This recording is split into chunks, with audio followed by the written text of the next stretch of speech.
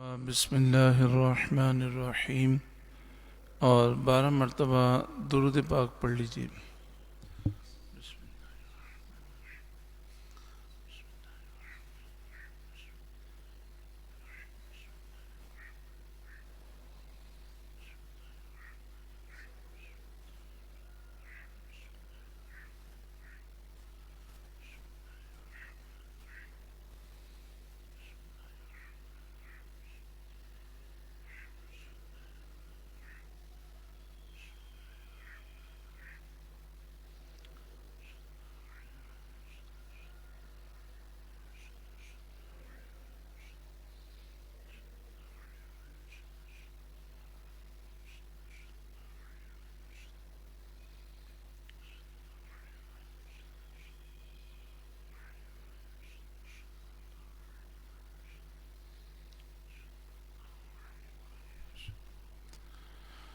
بارہ مرتبہ لا حول ولا قوة الا باللہ العلی العظیم پڑھ لیجیے۔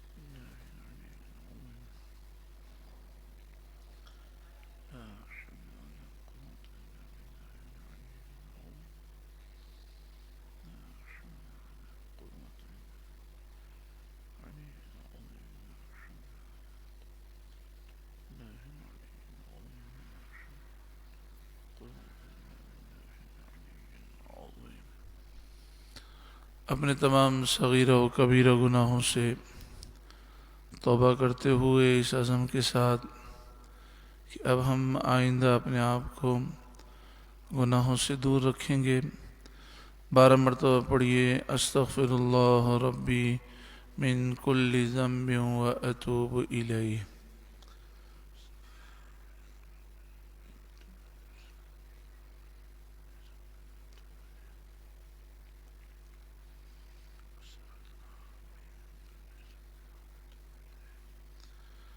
رب اشرح لي صدري ويسر لي امري واحلل عقدة من لساني يفقهوا قولي۔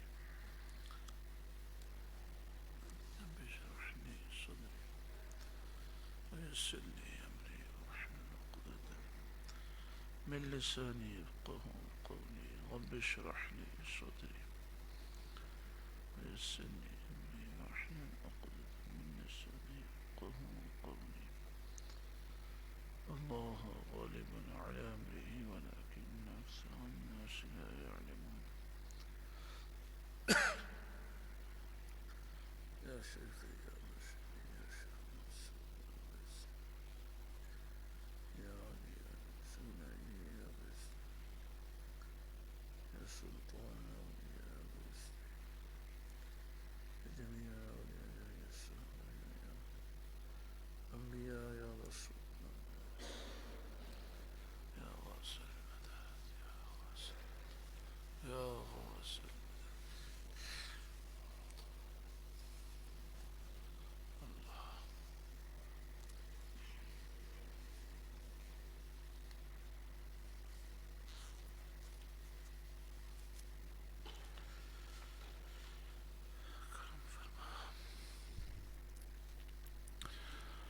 نحمده ونصلي ونسلم على رسوله الكريم، أما بعد فأعوذ بالله من الشيطان الرجيم، بسم الله الرحمن الرحيم، اهدنا الصراط المستقيم صراط الذين أنعمت عليهم غير المغضوب عليهم ولا الضالين. اللهم إنا نسألك العفو والعافية والمعافاة الدائمة في الدين والدنيا والآخرة.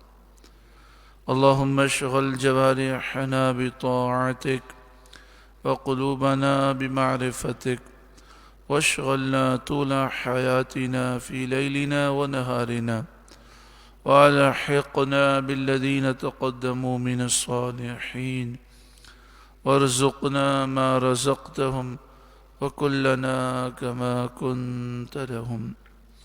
اللهم ربنا آتنا في الدنيا حسنة وفي الآخرة حسنة وقنا عذاب النار.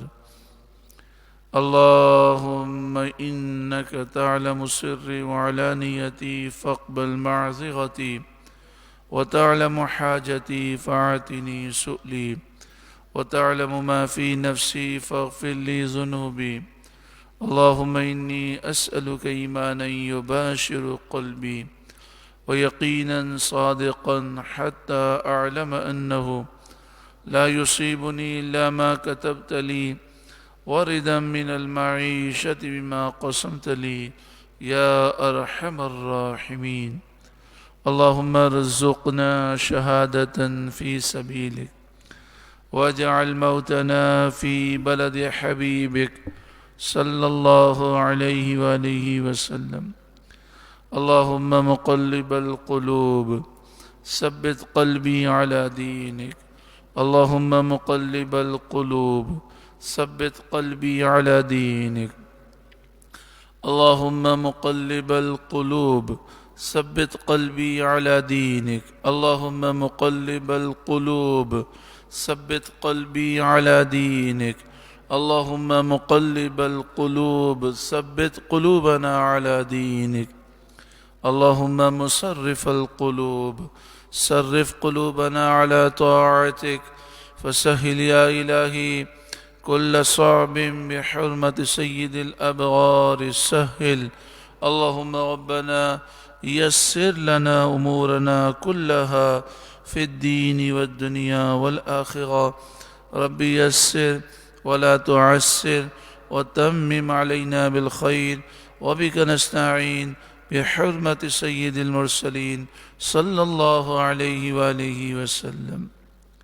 اللهم ربنا يسر لنا زيارة حرمك وحرم نبيك صلى الله عليه وآله وسلم مرة ثم مرة. اللهم شرفنا زيارة الرسول صلى الله عليه وآله وسلم مرة ثم مرة. اللهم ارزقنا حجا مبرورا وسعيا مشكورا في كل عام في كل سنة. اللهم ارزقنا عمرة مقبولة مرة ثم مرة. اللهم ارزقنا عمرة مقبولة في كل رمضان الكريم. يا واجد يا ماجد لا تزل عني نعمة أنعمت بها علي. يا واجد يا ماجد لا تزل عنا نعمة أنعمت بها علينا. اللهم ربنا هب لنا من أزواجنا وذرياتنا قرة أعين واجعلنا للمتقين إماما. يا رب بالمصطفى بلغ مقاصدنا واغفر لنا ما مضى يا واسع الكرم. اللهم ربنا اغفر لنا ولإخواننا الذين سبقونا بالإيمان، ولا تجعل في قلوبنا غلا للذين آمنوا ربنا إنك رؤوف رحيم. اللهم أرنا الحق حقا وارزقنا اتباعه، وأرنا الباطل باطلا وارزقنا اجتنابه. اللهم أرنا حقائق الأشياء كما هي. اللهم أصلح أمة محمد صلى الله عليه وآله وسلم. اللهم فرج عن أمة محمد सल्लल्लाहु अलैहि वालैहि वसल्लम। अल्लाहुम्मा अर्हम उम्मत मुहम्मदिन सल्लल्लाहु अलैहि वालैहि वसल्लम। रब्बि इरहमहुमा कमा रब्बयानी सगीरा। रब्बना इग़फिर ली व लिवालिदैया व लिलमुमिनीन यौम यक़ूमुल हिसाब। अल्लाहुम्मा रब्बना ला तुसल्लित अलैना मन ला यरहमुना। अल्लाहुम्मा रब्बना ला तजअलना फितनतल लिलक़ौमिज़ ज़ालिमीन। अल्लाहुम्मा रब्बना ला तजअलना फितनतल लिलक़ौमिल काफ़िरीन। अल्लाहुम्मा इजअलनी सबूरन वजअलनी शकूरन वजअलनी फ़ी ऐनी सग़ीरन व फ़ी अयुनिन नास कबीरा। अल्लाहुम्मा इन्नी अऊज़ु बिका मिनल बरसि वल जुनूनि वल जुज़ाम व मिन सय्यिल अस्क़ाम। अल्लाहुम्मा इन्नी अऊज़ु बिका मिनल जुनूनि वल जुज़ाम वल बरस व सय्यिल अस्क़ाम। अल्लाहुम्मा आफ़िनी फ़ी बदनी। अल्लाहुम्मा आफ़िनी फ़ी समई। अल्लाहुम्मा आफ़िनी फ़ी बसरी। ला इलाहा इल्ला अंत। आमीन सुम्मा आमीन। बिजाहि सय्यिदिल मुरसलीन सल्लल्लाहु अलैहि वालैहि वसल्लम। दुरूद पाक पढ़िए। अल्लाहुम्मा सल्लि अला सय्यिदिना व मौलाना मुहम्मद इब्न अब्दिल्लाह मा ضاق أمر إلا وفرجه الله। اللهم صل على سيدنا ومولانا محمد। اللهم صل عليه وآله وسلم وأذهب حزن قلبي في الدنيا والآخرة. اللهم صل على سيدنا ومولانا محمد معدن الجود والكرم وآله وصحبه وبارك وسلم. اللهم صل على سيدنا ومولانا محمد عدد ما في علم الله صلاة دائمة بدوام ملك الله. اللهم صل وسلم وبارك على سيدنا ومولانا محمد النبي الأمي الحبيب العالي القدر العظيم الجاه وعلى آله وصحبه وسلم। बावाज़ बुलंद दुरूद पाक पढ़िए।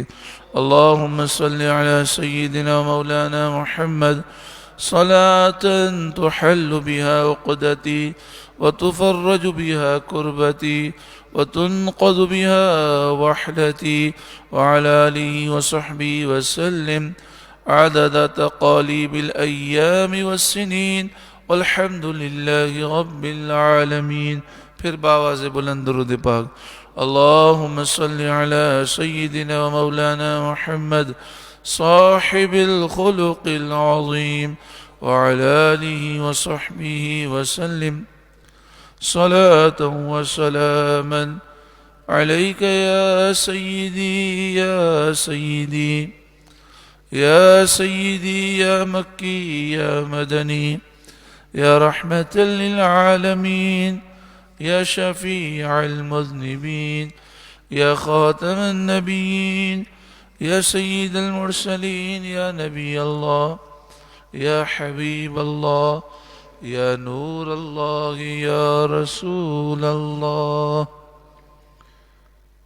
नवैतु सुन्नतल इअ्तिकाफ़ लिल्लाहि ताला।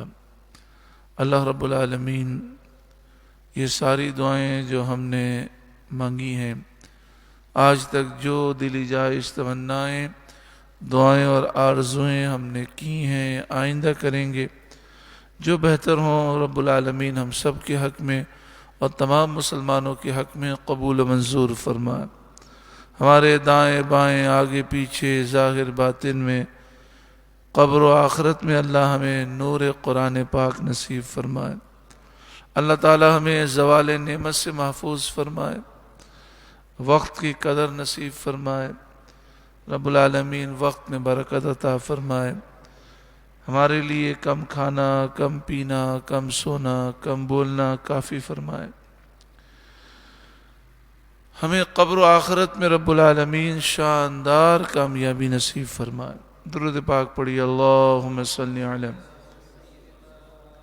सय्यिदिना व मौलाना मुहम्मद इब्न अब्दिल्लाह ما ضاق أمر إلا وفرجه الله صلى الله عليه وآله وسلم صلاة وسلاما عليك يا سيدي يا رسول الله.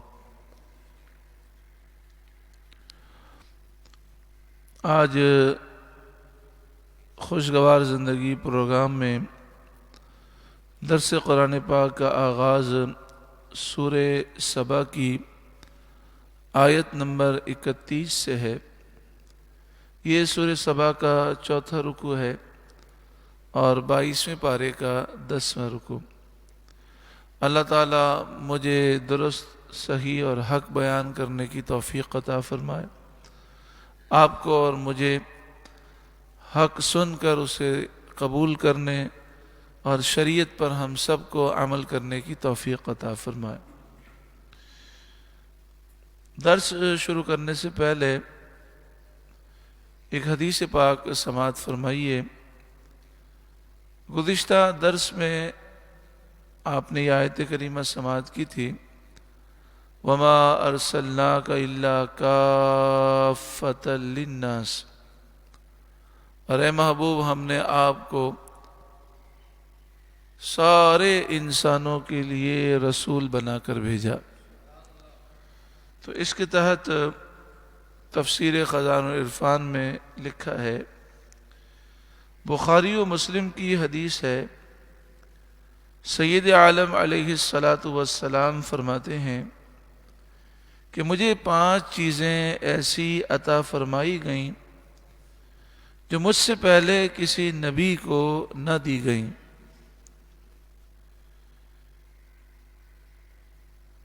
ایک ماہ کی مسافت کے رعب سے میری مدد کی گئی. عام طور پہ ہوتا ہی ہے کہ جب کوئی شخص کسی عظیم شخص کے سامنے آتا ہے تو اس کا رعب اس کے دل میں طاری ہوتا ہے. لیکن اللہ تعالیٰ نے نبی کریم صلی اللہ علیہ وآلہ وسلم کو شان عطا فرمائی کہ دشمن اگر چلنا شروع کرے اور حضور سے بھی دور ہے، 1 مہینے کے فاصلے پر ہے، تو وہ حضور کا رعب اپنے دل میں محسوس کرتا. تو فرمایا 1 ماہ کی مسافت کے رعب سے میری مدد کی گئی. تمام زمین میرے لیے سجدے کی جگہ بنائی گئی اور پاک کی گئی کہ جہاں میرے امتی کو نماز کا وقت ہو نماز پڑھے. پچھلی امتوں میں نماز پڑھنے کے لیے مخصوص جگہ ہوتی تھی اور حضور کی امت کے لیے پوری زمین کو پاک قرار دیا گیا، اور جہاں بھی زمین کا خطہ پاک ہے وہ نماز ادا کر سکتا ہے. فی نفسی تو زمین پاک ہے، لیکن اگر نجاست ہے تو پھر اسے پاک کرنا ہے. یعنی پوری دنیا میں وہ جہاں کہیں بھی نماز ادا کرنا چاہے نماز ادا کر سکتا ہے. میرے لیے غنیمتیں حلال کی گئیں جو مجھ سے پہلے کسی کے لیے حلال نہ تھی. پہلی شریعتوں میں یہ ہوتا تھا کہ جب جنگ ہوتی تھی، کافروں سے جو مال غنیمت ملتا تھا اس کا حکم یہ تھا کہ اس مال کو جلا دیا جائے. لیکن نبی کریم صلی اللہ علیہ وآلہ وسلم کے صدقے میں اس امت کے لیے یہ آسانی دی گئی کہ جب وہ جہاد کریں، کافروں سے جو مال ملے وہ مال غنیمت ہے اور ان کے لیے حلال ہے. مجھے مرتبہ شفاعت عطا کیا گیا اور انبیاء خاص اپنی قوم کی طرف مبعوث ہوئے تھے اور میں تمام انسانوں کی طرف مبعوث فرمایا گیا. حضور سارے انسانوں کے بھی نبی رسول ہیں، سارے جنات کے بھی، سارے جانوروں، درندوں، پرندوں، ساری مخلوق کے نبی و رسول ہیں. اللہ تعالی ہمیں عقید جہاں صلی اللہ علیہ وآلہ وسلم کی فرمانبرداری کی توفیق عطا فرمائے کہ ہم بڑے خوش نصیب ہیں کہ بن مانگے اللہ تعالیٰ نے ہمیں اسلام کی دولت دی اور محبوب کریم صلی اللہ علیہ وسلم کا امتی بنایا. آئیے ہم درس کا آغاز کرتے ہیں۔ وقال الذین کفروا، اور کافر بولے، لن نؤمن بہذا القرآن،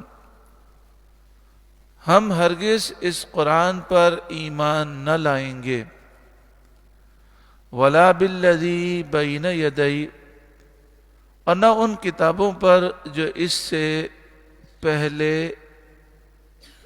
تھیں، نہ توریت انجیل زبور پر ایمان لائیں گے، نہ قرآن پر ایمان لائیں گے، نہ دیگر صحیفوں پر ایمان لائیں گے۔ یہ بات کافروں نے کہی۔ یہ بات انہوں نے کیوں کہی؟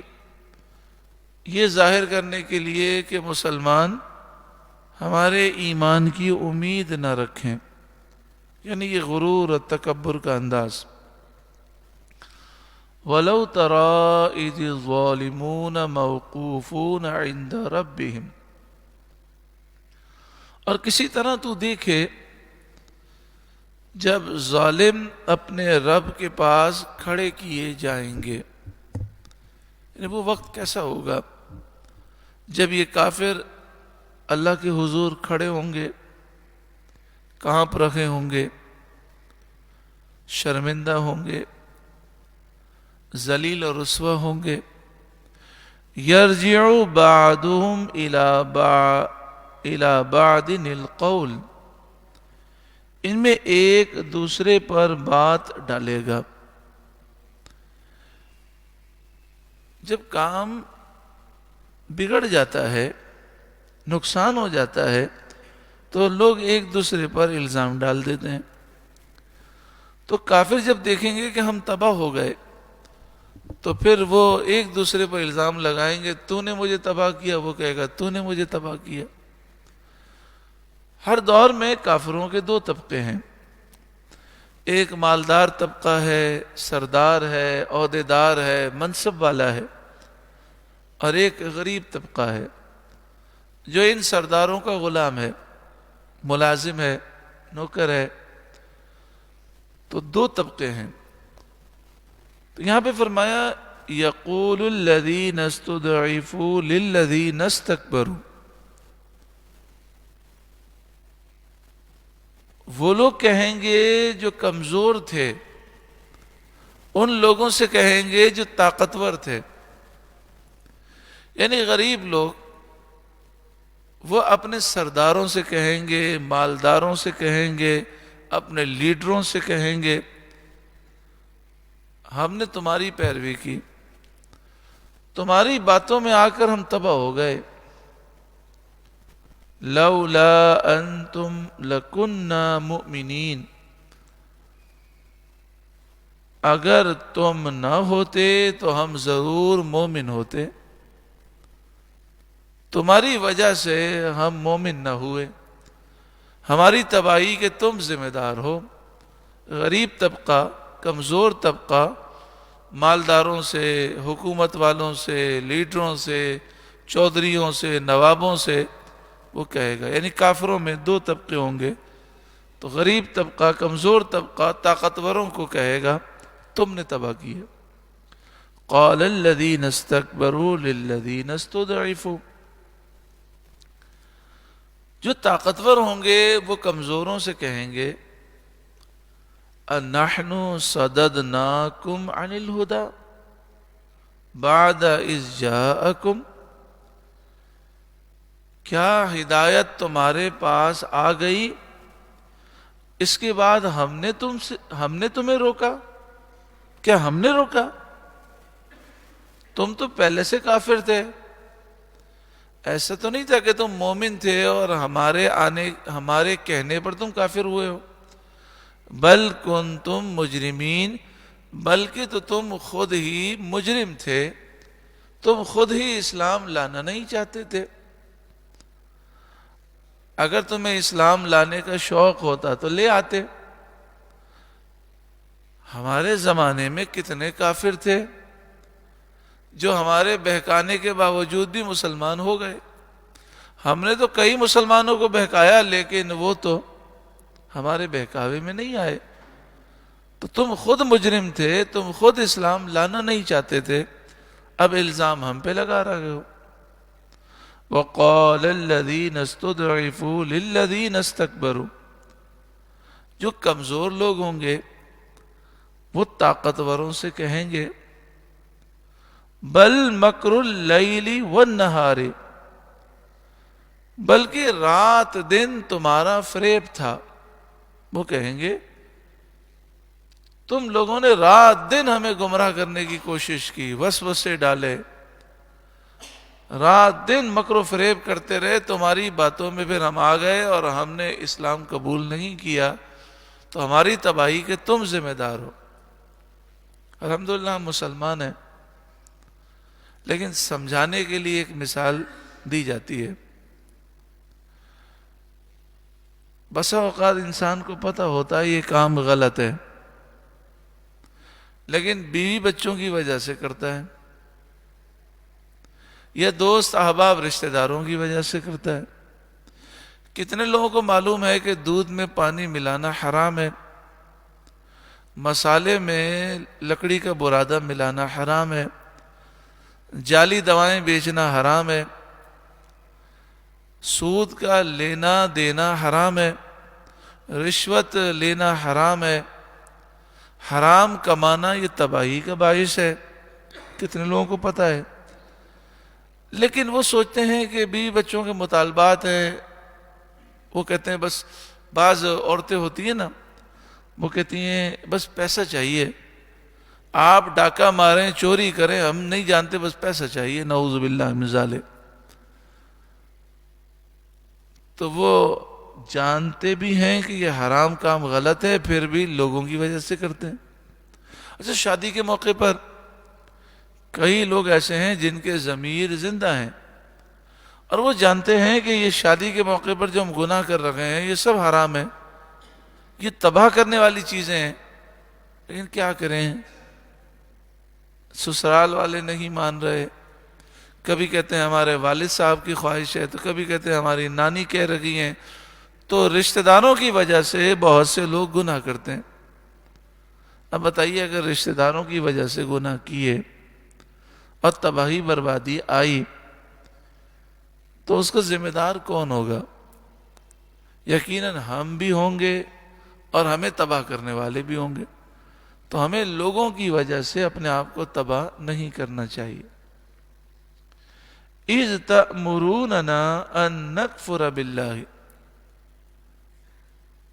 کمزور لوگ طاقتوروں سے کہیں گے، یعنی کمزور کافر طاقتور کافر سے کہیں گے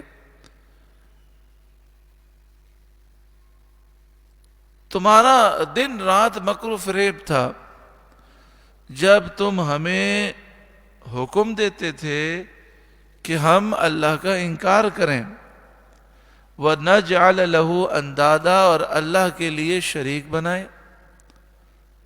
تم ہمیں کہتے تھے بتوں کی پوجا کرو، ہم تمہاری باتوں میں آ گئے۔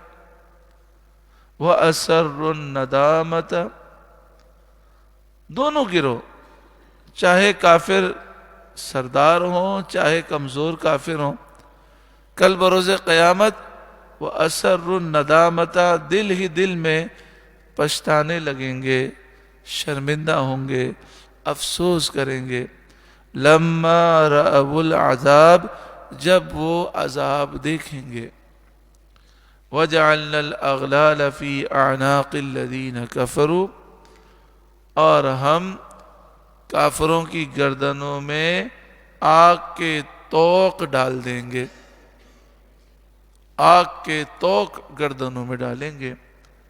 هَلْ يُجْزَوْنَ إِلَّا مَا كَانُوا يَعْمَلُونَ، وہ کیا بدلہ پائیں گے مگر وہی جو کچھ وہ کرتے تھے۔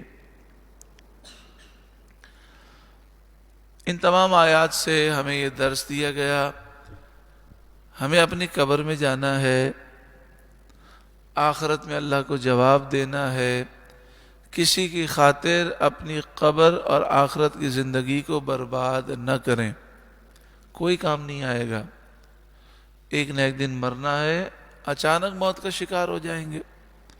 کتنے ایسے لوگ ہیں کہ جو اچانک دنیا سے چلے گئے، آئے دن جوان جوان ہارٹ فیل کی وجہ سے چلے جاتے ہیں اچانک. تو ایک نہ ایک دن ہمیں بھی جانا ہے. زندگی ایک ہی دفعہ ملی ہے، دوبارہ تو آنا نہیں ہے دنیا میں. تو لوگوں کی وجہ سے اپنا نقصان نہ کریں. جب کاروبار کا وقت ہوتا ہے، کاروبار عروج پر ہوتا ہے، گاہک آ رہے ہوتے ہیں، تو ہمارا کوئی رشتہ دار یا دوست دکان میں آ کر کہے یار بیٹھو نا گپ شپ مارو، تو ہم کیا کہتے ہیں؟ ابھی ٹائم نہیں ہے، ابھی کاروبار کا ٹائم ہے، ناراض مت ہونا. ہم اس کی وجہ سے اپنا کاروبار خراب نہیں کرتے. تو یہ جو ہماری زندگی ہے یہ کمانے کی زندگی ہے.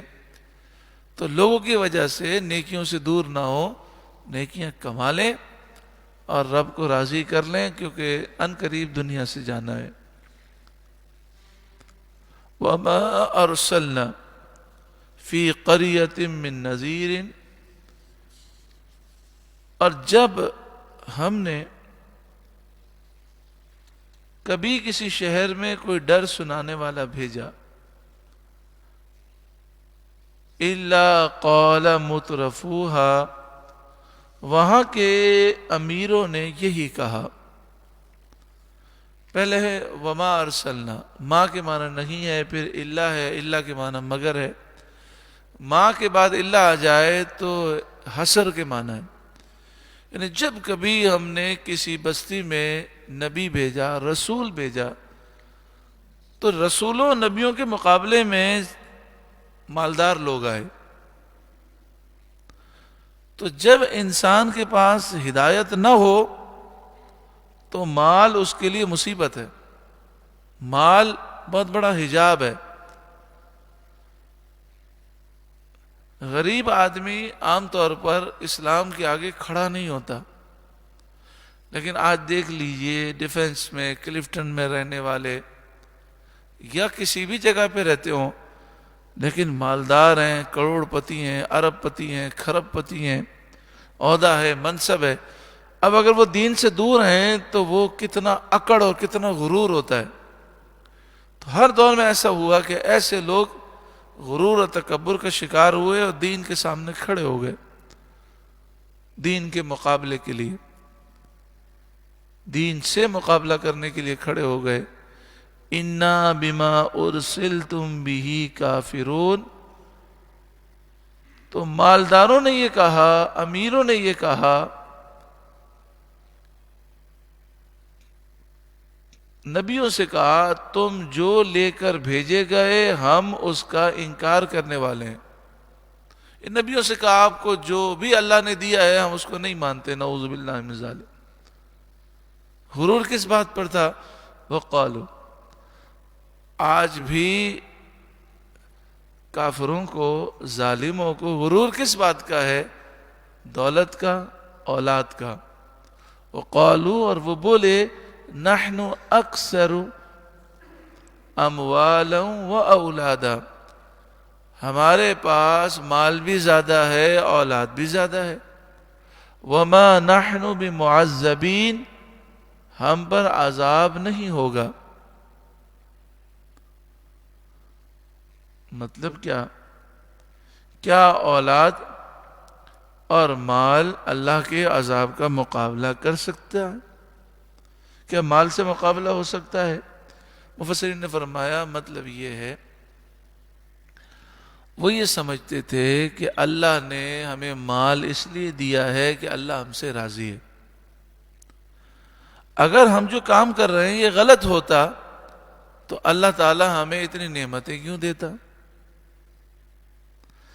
یہ چیز بعض مسلمانوں کے دل میں بھی ہے. حرام کما رہے ہیں، غلط کام کر رہے ہیں تو دل میں خیال آتا ہے اگر ہم غلط ہوتے تو پھر حج پہ کیوں جاتے؟ اتنے عمرے کر رہے ہیں، ہر سال رمضان میں عمرے پہ جا رہے ہیں.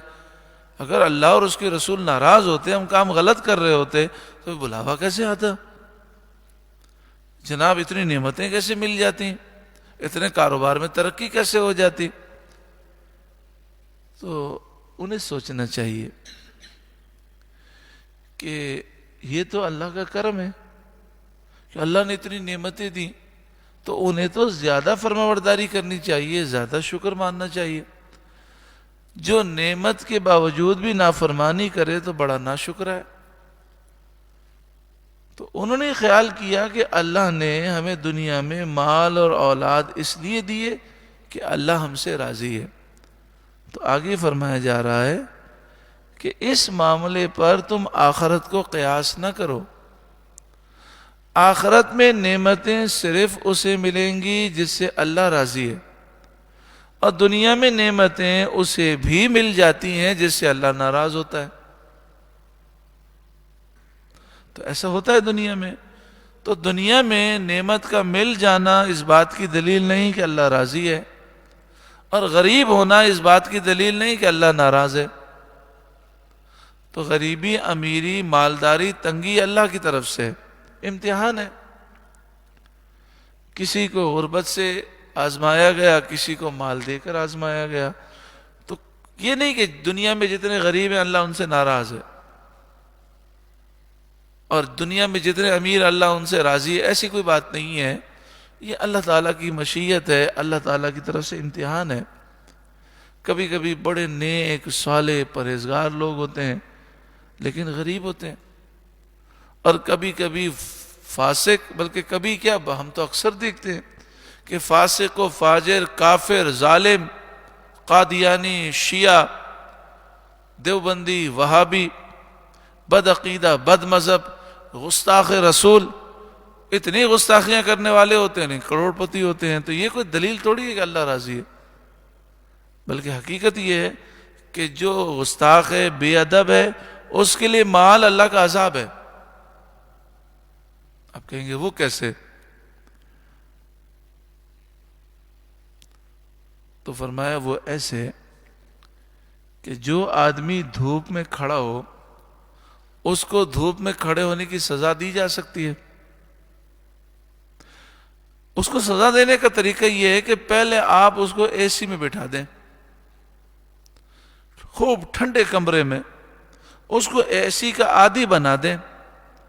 اب آپ اس کو سخت دھوپ میں کھڑا کریں تو اسے تکلیف کا احساس زیادہ ہوگا۔ تو جن سے اللہ ناراض ہوتا ہے انہیں بہت راحتیں دی جاتی ہیں، اور وہ راحتوں کے عادی ہو جاتے ہیں، پھر اللہ کا عذاب آتا ہے تو انہیں عذاب زیادہ محسوس ہوتا ہے۔ اسی لیے دیکھیں کہ ایک غریب آدمی ہے جس کے پاس سونے کے لیے، رہنے کے لیے جگہ نہیں، فٹ پاتھ پر سوتا ہے، 2 دن 4 دن گزر جاتے ہیں، کھانے کے لیے نہیں ملتا، پھٹے پرانے کپڑے ہیں۔ اس کو اٹھا کر آپ جیل لے جائیں تو خوش ہو جائے گا کہ جیل میں چھت بھی مل گئی، وہاں رضائی بھی مل جائے گی، کمبل بھی مل جائے گا، 2 وقت کی روٹی بھی مل جائے گی، اور اسے جیل میں کپڑے بھی مل جائیں گے۔ تو اس کے لیے جیل جو ہے وہ راحت کا سامان ہے۔ لیکن یہ جو ہمارے حکمراں ہیں، یہ بیوروکریٹس ہیں، یہ جو ہمارے کروڑ پتی، ارب پتی ہیں، ان کو اگر کوئی جیل میں ڈال دے، اور چاہے جیل میں اے سی لگا ہو، پھر بھی یہ جیل میں مر جائیں گے۔ ان سے برداشت نہیں ہوتا، کیونکہ راحت کے بعد تکلیف برداشت نہیں ہوتی۔ تو یاد رکھیں کہ جو بندہ اللہ کا نافرمان ہے اس کے لیے بسا اوقات نعمتیں اللہ کا عذاب ہیں۔ حضرت عبداللہ بن عباس رضی اللہ تعالیٰ عنہما فرماتے ہیں کہ اگر گناہوں کے باوجود نعمتوں میں اضافہ ہو رہا ہے تو ڈر جانا چاہیے، کہیں ایسا تو نہیں کہ اللہ کا عذاب آنے والا ہو۔ قل، اے محبوب آپ فرمائیے، ان ربی یبسط الرزق لمن یشاء ویقدر، بے شک میرا رب رزق وسیع کرتا ہے جس کے لیے چاہے، اور تنگی فرماتا ہے جس کے لیے چاہے۔ تو رزق کی زیادہ فراوانی یا تنگی یہ اللہ کی ناراضگی یا خوشی کی دلیل نہیں ہے۔ اللہ خوش ہے اس سے جو اللہ کا فرما بردار ہے۔ وَلَكِنَّ أَكْثَرَ النَّاسِ لَا يَعْلَمُونَ، لیکن بہت لوگ نہیں جانتے۔ بہت لوگ نہیں جانتے، یعنی اکثر لوگ ان باتوں کو سمجھتے نہیں ہیں۔ اس آیت کریمہ کی تفسیر میں لکھا ہے کہ دو شخص مل کر بزنس کرتے تھے، تجارت کرتے تھے۔ ان میں سے ایک ملک شام کو گیا اور ایک مکہ مکرمہ میں رہتا تھا۔ جب نبی کریم صلی اللہ علیہ وآلہ وسلم نے نبوت کا اعلان فرمایا تو جو ملک شام میں تھا اسے خبر پہنچی کہ مکے میں نبی آخر الزماں تشریف لائے ہیں، یعنی انہوں نے نبوت کا اعلان فرمایا ہے۔ حضور کی ولادت تو مکے میں ہی ہوئی، لیکن حضور نے اعلان فرمایا 40 سال کی عمر میں، تو نبی آخر الزماں نے نبوت کا اعلان فرمایا ہے۔ یہ خبر شام میں جو شخص تھا اس کو پہنچی، تو اس نے اپنے دوست کو جو مکہ مکرمہ میں تھا خط لکھا اور اس سے کہا کہ مجھے نبی اکرم صلی اللہ علیہ وآلہ وسلم کی پوری زندگی کے بارے میں اور ان کے کردار کے بارے میں، وہ جو اسلام کی دعوت دے رہے ہیں اس دعوت کی تفصیل کے بارے میں مجھے بتاؤ وہ کیا ہے۔ تو اس نے جواب میں لکھا کہ محمد مصطفیٰ صلی اللہ علیہ وسلم نے اپنی نبوت کا اعلان تو کر لیا ہے، مگر چھوٹے درجے کے حقیر غریب لوگوں کے علاوہ کسی نے اسلام قبول نہیں کیا۔ جو غریب لوگ ہیں، حقیر لوگ ہیں، چھوٹے لوگ ہیں، انہوں نے اسلام قبول کیا۔ اب یہ سوچ غلط ہے کہ غریب کو حقیر سمجھنا، یہ کافرانہ سوچ ہے۔ نہ غریب حقیر ہے نہ مالدار حقیر ہے، حقیر وہ ہے جو اللہ کا نافرمان ہے، اور عزت والا وہ ہے جو اللہ کا فرما بردار ہے، چاہے غریب ہو چاہے امیر ہو۔ جب یہ خط اس کے پاس پہنچا تو وہ اپنا تجارتی کام چھوڑ کر شام سے مکے آ گیا۔ آتے ہی اپنے دوست سے کہنے لگا کہ مجھے سید عالم محمد مصطفیٰ صلی اللہ علیہ وسلم کا پتہ بتاؤ۔ پھر وہ پتہ معلوم کر کے نبی کریم صلی اللہ علیہ وسلم کی خدمت میں حاضر ہوا اور عرض کیا کہ آپ دنیا کو کیا دعوت دیتے ہیں اور آپ ہم سے کیا چاہتے ہیں؟ نبی کریم صلی اللہ علیہ وآلہ وسلم نے فرمایا بت پرستی چھوڑ کر ایک اللہ تعالیٰ کی عبادت کرنا، یہ اسلام کی دعوت ہے، اور آپ نے دیگر اسلام کے احکامات بتائے۔ یہ باتیں اس کے دل میں اثر کر گئیں۔ وہ شخص پچھلی کتابوں کا عالم بھی تھا، توریت زبور کو بھی جانتا تھا، انجیل کو بھی جانتا تھا۔ کہنے لگا میں گواہی دیتا ہوں کہ آپ بے شک اللہ تعالیٰ کے رسول ہیں۔ اس نے کیا کہا؟ میں گواہی دیتا ہوں کہ آپ بے شک اللہ کے رسول ہیں۔ تو نبی کریم صلی اللہ علیہ وسلم نے فرمایا تم نے یہ کیسے جانا؟ یعنی حضور سے انہوں نے معجزہ طلب نہیں کیا، تو آپ نے فرمایا تم نے تبھی معجزہ بھی نہیں دیکھا، تم نے کیسے جان لیا کہ میں اللہ کا نبی اور رسول ہوں؟ اس نے کہا کہ جب کبھی کوئی نبی بھیجا گیا تو پہلے چھوٹے درجے کے غریب لوگ ہی اس کے تابع ہوئے، نبیوں کی دعوت کو پہلے غریبوں نے ہی قبول کیا۔ یہ سنت الہیہ ہمیشہ ہی جاری رہی، اس پر یہ آیت کریمہ نازل ہوئی۔ پھر نبی کریم صلی اللہ علیہ وآلہ وسلم کی وہ حدیث ذہن میں رکھیں کہ آپ نے فرمایا جب اسلام کی دعوت دی گئی تو سب سے پہلے غریب اسلام میں آئے۔ آپ نے فرمایا جب قیامت کا قرب ہوگا تو غریبوں میں ہی اسلام باقی رہے گا۔ کیا فرمایا؟ پھر اسلام کس میں باقی رہ جائے گا؟ غریبوں میں۔ اسلام کے لیے جان دینے والے غریب ہی ہوں گے، حضور کی ناموس پر پہرا دینے والے غریب ہی ہوں گے۔ تو اب آپ دیکھ رہے ہیں کہ اکثر جو حضور کے عشاق ہیں، حضور سے محبت کرنے والے ہیں، ان کی اکثریت غریبوں کی ہے، کمزوروں کی ہے۔ تو یہ حضور نے پہلے ہی خبر دی کہ اسلام کی ابتدا میں غریبوں نے اسلام قبول کیا، اسلام ابتدا میں غریبوں میں تھا، پھر فتح مکہ کے بعد مالدار لوگ بھی ایمان لائے، سردار بھی ایمان لائے، لیکن ابتدا کے اندر اسلام غریبوں میں تھا۔ آپ نے فرمایا قرب قیامت میں دوبارہ اسلام غریبوں میں رہ جائے گا۔ اللہ تعالی ہمیں ہمیشہ اسلام پر ثابت قدمی کی توفیق نصیب فرمائے۔ درود پاک پڑھی، اللہم صلی علی سیدنا و مولانا محمد ابن عبد اللہ ما ضاق امر الا وفرجہ اللہ صلی اللہ علیہ وآلہ وسلم۔ سورہ سبا کا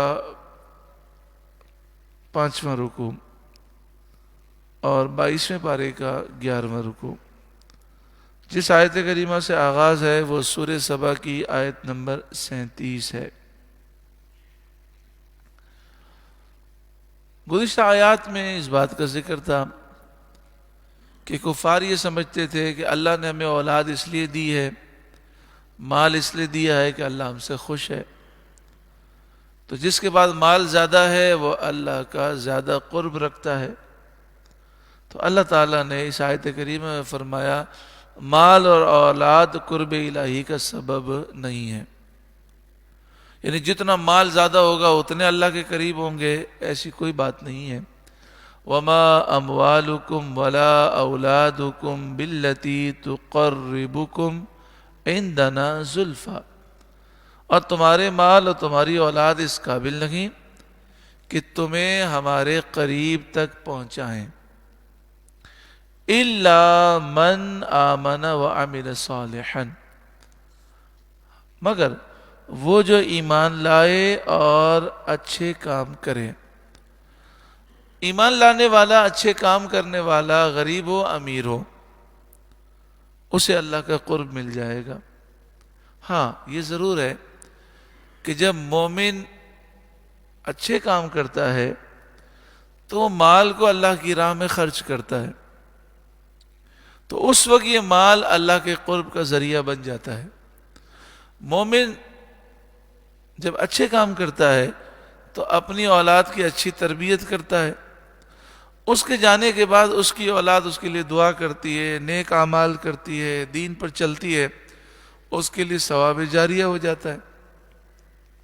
تو یہ اولاد بھی اس کے لیے اللہ کے قرب کا ذریعہ بن جاتی ہے۔ فَأُولَئِكَ لَهُمْ جَزَاءُ الضِّعْفِ، دعا فرمائیں اللہ تعالیٰ نے جو ہمیں مال دیا ہمیں خوب اس کی راہ میں خرچ کرنے کی توفیق عطا فرما، اور اللہ تعالیٰ ہمیں بھی نیک بنائے، ہماری اولاد کو بھی نیک بنائے، ہمیں اپنی اولاد کی صحیح تربیت کرنے کی توفیق عطا فرمائے۔ تربیت وہ کر سکتا ہے جس کی اپنی تربیت ہو، تو اللہ تعالیٰ ہماری بھی اصلاح فرمائے، ہماری اولاد کی بھی اصلاح فرمائے۔ فَأُولَئِكَ لَهُمْ جَزَاءُ الضِّعْفِ بِمَا عَمِلُوا، ان کے لیے کئی گنا صلہ ہے ان کے عمل کا بدلہ، یعنی انہوں نے جو عمل کیا اللہ تعالیٰ کئی گنا زیادہ صلہ عطا فرمائے گا۔ مثلا ہم مزدوری کرتے ہیں، 10 گھنٹے مزدوری کرتے ہیں تو ایک دہاڑی ملتی ہے، 500 روپے، 1000 روپے، 2000 روپے مل جائیں گے۔ لیکن اللہ تعالیٰ کتنا کریم ہے، چھوٹا سا کام نیک کرتے ہیں اللہ کی بارگاہ میں قبول ہو جاتا ہے، دنیا اور آخرت کی بے حساب نعمتیں مل جاتی ہیں چھوٹے سے کام میں۔ تو کام تو چھوٹا سا ہے، محنت بھی چھوٹی سی ہے، تھوڑی سی ہے، مگر اللہ بے حساب عطا فرماتا ہے۔ تو اس میں ضروری ہے کہ اخلاص ہو۔ ہم جتنا کام پہ زور دیتے ہیں اس سے زیادہ اخلاص پہ زور دیں۔ اللہ مجھے بھی اخلاص عطا فرمائے، آپ کو بھی اخلاص عطا فرمائے، کام ہو محض اللہ کی رضا کے لیے، بس مقصد یہ ہو اللہ راضی ہو جائے۔ وَهُمْ فِي الْغُرُفَاتِ آمِنُونَ، اور وہ جنت کے بالا خانوں میں امن و امان سے ہوں گے، جنت میں محلات میں ہوں گے۔ وَالَّذِينَ يَسْعَوْنَ فِي آيَاتِنَا مُعَاجِزِينَ، اور وہ جو ہماری آیتوں میں ہمیں ہرانے کی کوشش کرتے ہیں، یعنی وہ سمجھتے ہیں کہ یہ پروپیگنڈا کر کے قرآن کے خلاف باتیں کر کے اسلام کو شکست دے دیں گے، وہ اسلام کو شکست نہیں دے سکتے۔ مجھے اس آیت پر امیر المجاہدین کی وہ بات یاد آتی ہے۔ دیکھیں، کافروں کا مقابلہ رسول اللہ سے تھا، صحابہ اور اہل بیت سے تھا، کافروں کا مقابلہ اولیاء سے رہا، صالحین سے رہا۔ کافروں نے قرآن کا مقابلہ کیا، اسلام کا مقابلہ کیا، لیکن ناکام ہوئے۔ لیکن اللہ تعالیٰ نے یہ فرمایا جو ہم سے مقابلہ کرتے ہیں، تو در حقیقت کافر کس سے مقابلہ کر رہے ہیں؟ اللہ سے، اور اللہ سے کوئی مقابلہ کر نہیں سکتا۔ یہی امیر المجاہدین فرماتے کہ ہمارے خلاف جو کھڑا ہے وہ اس لیے کھڑا ہے کہ ہم اللہ کے دین کی بات کرتے ہیں، تو اس کا ہم سے مقابلہ نہیں، اللہ سے مقابلہ ہے، اور اللہ سے کوئی مقابلہ کر نہیں سکتا، لہذا یہ ضرور شکست کھائیں گے اور غیبی مدد ضرور آئے گی، اور اللہ کا دین ضرور بلند و بالا ہوگا۔ اولئک فی العذاب محضرون، وہ عذاب میں لا دھرے جائیں گے، وہ عذاب میں حاضر کیے جائیں گے جو اسلام کا مقابلہ کرنے کی کوشش کرتے ہیں۔ قل، اے محبوب آپ فرمائیے، ان ربی یبسط الرزق لمن یشاء من عبادہ، بے شک میرا رب رزق وسیع فرماتا ہے اپنے بندوں میں سے جس کے لیے چاہے، وَيَقْدِرُ لَهُ، اور تنگی فرماتا ہے جس کے لیے چاہے۔ اللہ رب العالمین جس کے لیے چاہے روزی جتنی عطا فرمائے، جو تقدیر میں لکھا ہے وہ ضرور ملنا ہے۔ اللہ کی رضا پہ بندہ راضی رہے، پریشان ہونے سے کوئی فائدہ نہیں۔ ہمارا ٹینشن، ہماری فکریں، ہماری پریشانیاں، ناشکری چیزوں کو بدل نہیں سکتی۔ ہاں، اللہ کی رحمت ہماری پریشانیوں کو دور کر سکتی ہے، تو صبر کریں گے انشاءاللہ درجات ملیں گے۔ جتنی تکلیف زیادہ ہوتی ہے اتنا ہی درجہ بلند ہوتا ہے۔ مثلا ہم بلڈنگ پہ چڑھنا شروع کریں تو ایک منزل چڑھیں گے تکلیف ہوگی، لیکن اگر 5 منزلہ چڑھیں گے تو زیادہ تکلیف ہوگی۔ لیکن آپ دیکھیں، ایک منزل چڑھنے کی تکلیف کم ہے، 5 کی زیادہ ہے، لیکن تکلیف جتنی زیادہ ہوگی اتنے ہی ہم بلند ہو جائیں گے۔ بزرگان دین فرمایا کرتے کہ تم جتنا راحتوں سے خوش ہوتے ہو، ہم تکلیفوں پر اس سے زیادہ خوش ہوتے ہیں۔ وہ کیسے؟ تو اس کی ایک مثال دی گئی۔ 2 مزدور ہیں، وہ اڈے پر جاتے ہیں تاکہ مزدوری ملے۔ ایک مزدور کو مزدوری نہیں ملتی، پورا دن وہ اڈے پر بیٹھ کر آرام کرتا ہے، کھاتا پیتا ہے، پنکھوں میں بیٹھتا ہے، اور ایک کو مزدوری مل جاتی ہے، 10 گھنٹے سخت گرمی میں دھوپ میں کام کرتا ہے۔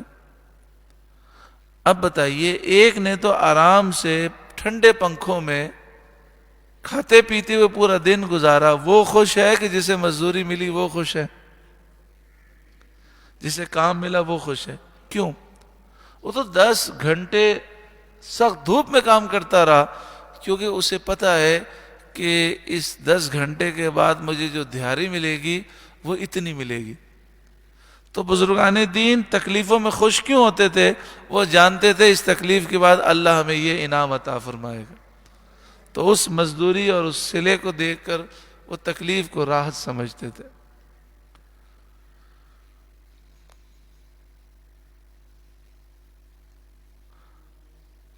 آگے ارشاد فرمایا وَمَا أَنفَقْتُم مِّن شَيْءٍ فَهُوَ يُخْلِفُ، اور جو چیز تم اللہ کی راہ میں خرچ کرو وہ اس کے بدلے میں اور دے گا، وہ اس کے بدلے میں اور دے گا۔ بخاری اور مسلم کی حدیث میں ہے، اللہ تعالیٰ فرماتا ہے خرچ کرو تم پر خرچ کیا جائے گا۔ مال روکنے سے آنا بھی بند ہو جاتا ہے۔ میرے استاد محترم امیر المجاہدین بہت سخی تھے، تو کوئی بھی اگر کوئی شخص آ کر تحفہ دیتا، مثلا ڈائری دی ہے، پین دی ہے، کوئی چیز دی ہے، تو آپ کیا کرتے؟ فوراً اس کی پیکنگ کھول دیتے، اور ڈائری ہوتی تو اس میں کچھ لکھ لیتے۔ تو آپ سے کہا جاتا کہ آپ کو جب ضرورت نہیں ہے تو کھولتے کیوں ہیں پیکنگ؟ پیکنگ میں چیز رہے کتنا اچھا ہے۔ آپ نے فرمایا استعمال کرو گے اللہ اور دے گا۔ تو اکثر یہ ہوتا کہ آپ اس کو کھول دیتے، اور اگر اپنی ضرورت ہوتی تو خود استعمال کرتے، ورنہ اپنے پاس رکھتے، جو آتا اسے دے دیتے، کیونکہ اللہ نے فرمایا خرچ کرو تم پر خرچ کیا جائے گا۔ نبی کریم صلی اللہ علیہ وآلہ وسلم نے کسی کو دیکھا کہ وہ خاتون گن کر دے رہی ہیں اللہ کی راہ میں، تو حضور نے فرمایا بغیر گنے دو، اللہ تمہیں بے حساب عطا فرمائے گا۔ تو اس لیے زکوٰۃ ہے، صدقہ فطر ہے، صدقہ واجبہ ہے، قربانی ہے، یہ تو ہم کرتے ہیں۔ اس کے علاوہ بھی خصوصاً ماں باپ کی خدمت یہ بہت بڑی سعادت ہے۔ اگر اللہ تعالیٰ نے یہ نعمت ہمیں دی ہے، ماں باپ حیات ہیں، تو ان پہ خرچ کر کے دیکھیں، ان کی خدمت کر کے دیکھیں، دنیا اور آخرت میں اس کا بے حساب صلہ نصیب ہوگا۔ اسی طرح بیوی بچوں کی ضروریات ہیں، وہ تو ہم پوری کرتے ہی ہیں۔ عام طور پر لوگ بیوی بچوں کی ضروریات تو پوری کر لیتے ہیں، لیکن وہ ماں باپ کی ضروریات میں کٹوتی کرتے ہیں۔ مثلا مہنگائی ہو گئی، اسکول کی فیسیں بڑھ گئی، وین کی فیسیں بڑھ گئیں، بجلی کا بل بڑھ گیا، تو وہ اپنے اخراجات میں سے تو کوئی کٹوتی نہیں کرتے، ماں باپ کو کہتے ہیں اب اتنے دیتا تھا اب آدھے دوں گا، مہنگائی بہت ہو گئی۔ حالانکہ ایسا نہیں ہونا چاہیے، اور کوشش یہ ہونی چاہیے کہ ان کے مانگنے سے پہلے ان کی ضروریات پوری کی جائیں۔ اس میں ہم کوئی احسان نہیں کر رہے۔ نبی کریم صلی اللہ علیہ وآلہ وسلم نے فرمایا انت و مالک لابیک، ایک جوان سے فرمایا تو بھی اپنے باپ کا ہے اور تیرا مال بھی تیرے باپ کا ہے۔ تو ہم نے کیا کیا؟ جن کا مال تھا انہی کو پیش کر دیا، کوئی احسان نہیں کیا، ہاں اپنی ذات پر احسان کیا کہ دنیا بھی سنور جائے گی اور آخرت بھی سنور جائے گی۔ وَمَا أَنفَقْتُم مِّن شَيْءٍ فَهُوَ يُخْلِفُ، لیکن لوگ سمجھتے نہیں ہیں۔ لوگ سمجھتے ہیں کہ یہ جو مسجد کے باہر یہ فقیرنیاں بیٹھی ہیں، یہ فقیر بیٹھے ہیں، ان کو دینے سے ہی ثواب ملے گا۔ مسجد کی پیٹی میں نہیں ڈالیں گے، مدرسے کے چندے میں نہیں دیں گے، مطلب دیں گے مدرسے کے چندے میں بھی دیں گے مسجد، لیکن وہ جو ذہن میں ہے نا کہ صدقہ بلاؤں کو ٹالتا ہے، تو وہ 50 روپے 100 روپے 500 روپے جو روز نکالتے ہیں، یہ سگنل پر جو فقیر کھڑا ہے اس کو ہی دیں گے، یا جو مسجد کے باہر فقیرنیاں بیٹھی ہیں انہیں دیں گے۔ حالانکہ ان میں سے کئی ایسے ہیں جو کروڑ پتی ہیں یا لکھ پتی ہیں، ہم سے زیادہ بسا اوقات ان کے بعد دولت ہوتی ہے، اور بھیک مانگنا ان کا پیشہ ہے۔ شرعی مسئلہ یہ ہے کہ بھیک مانگنا یہ حرام ہے، اور ایسے شخص کو بھیک دینا بھی حرام ہے، اسے ثواب نہیں ملتا۔ صرف وہ شخص بھیک مانگ سکتا ہے جس کے پاس کھانے کے لیے نہیں ہے، تو آج کے کھانے کے لیے بھیک مانگ سکتا ہے. جس کے پاس لباس نہیں ہے پہننے کے لیے تو آج لباس کے لیے بھیک مانگ سکتا ہے. لیکن لباس مل گیا تو اب دوسرے لباس کا سوال نہیں کر سکتا. آج کا کھانا مل گیا تو کل کے کھانے کا سوال نہیں کر سکتا. بچہ بیمار ہے اور پیسے نہیں ہیں تو علاج کا سوال کر سکتا ہے. لیکن آپ ان سے پوچھیں جی کیا ضرورت ہے آپ کو, وہ کہیں گے کھانا نہیں ہے. آپ کھانا دیں پھر بھی سگنل پہ ہی کھڑے ہیں. تو جب کھانا مل گیا تو اب کیوں مانگ رہا ہے, اس کا سوال کرنا حرام ہے. نبی کریم صلی اللہ علیہ وآلہ وسلم نے فرمایا جس کے پاس ایک دن کا کھانا ہے, ایک دن کا لباس موجود ہے, وہ سوال کرتا ہے تو انگاروں کا سوال کرتا ہے, چاہے کم کا سوال کرے چاہے زیادہ کا کرے. تو یہ جو پیشہ ور بھکاری ہے, ان کو دینے سے ثواب تو ملتا نہیں ہے بلکہ الٹا گناہ ہے, کیونکہ ہم گناہ میں ان کے ساتھ تعاون کر رہے ہیں. لیکن لوگ نہیں سمجھتے. پڑھے لکھے سمجھدار دیندار لوگ بھی فجر کی نماز سے باہر نکلیں گے تو مسجد, اور ایسے ایسے لوگ ہیں. دیکھیں آپ غور کیجئے گا, کئی مسجدیں ایسی ہیں کہ فقیر بیٹھے ہوتے ہیں تو وقت نماز کا شروع ہونے سے پہلے بیٹھے ہوتے ہیں, اور وقت ختم ہو جاتا ہے بیٹھے رہتے ہیں, نماز نہیں پڑھتے. سب کو معلوم ہے. یعنی مسجد کے باہر بیٹھے نماز ایک نہیں پڑھتے. بعض مسجدیں ایسی ہیں کہ فجر کا وقت شروع ہونے سے پہلے فقیرنی آ کر بیٹھ جاتی ہیں, اور فجر کا ٹائم ختم ہو جاتا بیٹھی رہتی ہیں. سارے بیٹھے رہتے ہیں, فقیر بھی بیٹھے رہتے ہیں. حالانکہ کفر و شرک کے بعد سب سے بڑا گناہ نماز نہ پڑھنا ہے. تو سفید پوش لوگ ہیں, ان کو دینا, جو ڈرائیور ہیں, جو چوکیدار ہیں, جو ٹھیلے والے ہیں, آپ کو 50 روپے دینے ایسے ہی دے دیں ان کو, تو ان کی کتنی دعا لگے گی. وہ بھیک تو نہیں مانگتے, وہ بھیک نہیں مانتے, وہ محنت مزدوری کرتے ہیں. اگر ان کو ہم سودا لیتے ہو 50 روپے اوپر دے دیں تو یہ ثواب ہی ملے گا اور ہماری انشاءاللہ بلائیں دور ہوں گی. لیکن لوگوں کا ذہن نہیں بنتا. جتنی بھی آپ تقریر کر لیں وہ پھر نکل کر باہر فقیروں کو ہی دے رہے ہوتے ہیں. اور یہ پوری مافیا ہے, اور یہ باتیں مجھ سے زیادہ آپ جانتے ہیں. پوری مافیا ہے, لاکھوں کروڑوں اربوں روپے کا بزنس ہے. ہمارے ایک دوست ہیں, وہ ہوٹل سے کھانا کھا کے باہر نکلے. یہ واقعہ میں نے پہلے بھی سنا ہے. باہر نکلے تو ایک بابا جی بھیک مانگ رہے تھے. انہوں نے کہا بابا جی بھیک نہیں مانگے, گناہ ہے, آپ محنت کریں کمائیں. تو وہ کہنے لگے اس بڑھاپے میں مجھے نوکری کون دے گا. تو وہ کہتے ہیں میں نے کہا آپ میری فیکٹری میں آ جائیں, یہ میرا کارڈ لیں, میں آپ کو جتنا عام مزدور کو میں دیتا ہوں اس سے ڈبل آپ کو دوں گا. کہتے ہیں دوسرے دن وہ آ گیا میری دکان اس پہ فیکٹری میں. مجھ سے کہنے لگا کیا کام دیں گے. میں نے کہا دیکھیں یہ کام ہے, جو کام آپ کو آسان لگے. تو اس نے کہا یہ کام میرے لیے آسان ہے. کہتے ہیں ایک دن گزرا تو مجھ سے کہنے لگا مجھ سے کام نہیں ہوتا, کیونکہ مفت کھانے کی عادت پڑ جائے تو کام کہاں سے ہوگا. تو میں نے کہا بابا جی آپ کوئی کام نہیں کریں, جتنی دیر آپ بھیک مانگتے ہیں نا اتنی دیر میری فیکٹری میں آ کر بیٹھ جائیں, میں آپ کو عام مزدور سے ڈبل تنخواہ دے دوں گا. کہتے ہیں دوسرے دن آیا اور پھر دوسرے دن آ کے کہتا ہے مجھے پیسوں کی ضرورت ہے, اتنے پیسے دے دیں پھر میری کٹوتی کر لیجئے گا. میں نے رحم کھا کے اس کو دیا, پھر تیسرے دن غائب. کہتے ہیں آ ہی نہیں رہا. کہتے ہیں مجھے ملا بھی نہیں. کچھ عرصے کے بعد کہتے ہیں میں ایک ہوٹل میں کھانا کھانے گیا تو باہر نکلا تو وہی آدمی بھیک مانگ رہا تھا. تو میں نے کہا بابا جی آپ آئے نہیں, آپ نے کام چھوڑ دیا اور میرے پیسے لے کر بھی چلے گئے, وہ واپس بھی نہیں کیے, کام بھی پورا نہیں کیا, تو آپ پھر بھیک مانگنے لگے.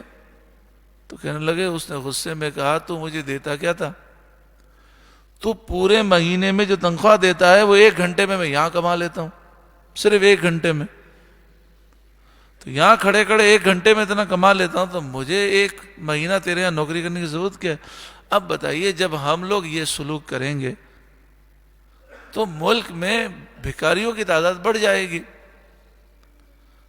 اور ملک بھکاریوں سے نہیں چلتا، ملک کام کرنے والوں سے چلتا ہے۔ تو لوگوں کو روزگار کی طرف لگائیں اور کمانے والوں کی حوصلہ افزائی کریں۔ اب بیچارے جو سیکورٹی گارڈ ہوتے ہیں ان کی تنخواہ کتنی ہوتی ہے؟ ایک گارڈ سے میں نے پوچھا تو اس نے کہا 15,000 روپے۔ اب کتنی بڑی جہالت ہے، کتنی بڑی ہماری جہالت ہے کہ جس گارڈ پر آپ کے کروڑوں روپے کا انحصار ہے، اگر گارڈ ڈاکوؤں سے مل گیا تو آپ کے سارے پیسے لٹ جائیں گے۔ اس آپ نے گارڈ کو صرف 15,000 روپے مہینہ دینا ہے۔ 15,000 مہینے میں آپ تو چلا کے دکھائیں، کوئی بھی نہیں چلا سکتا پورا مہینہ۔ کرائے کا مکان بھی ہے، 6 بچے بھی ہیں، اسکول بھی جا رہے ہیں، کیسے چلاتے ہیں؟ واللہ عالم بالصواب۔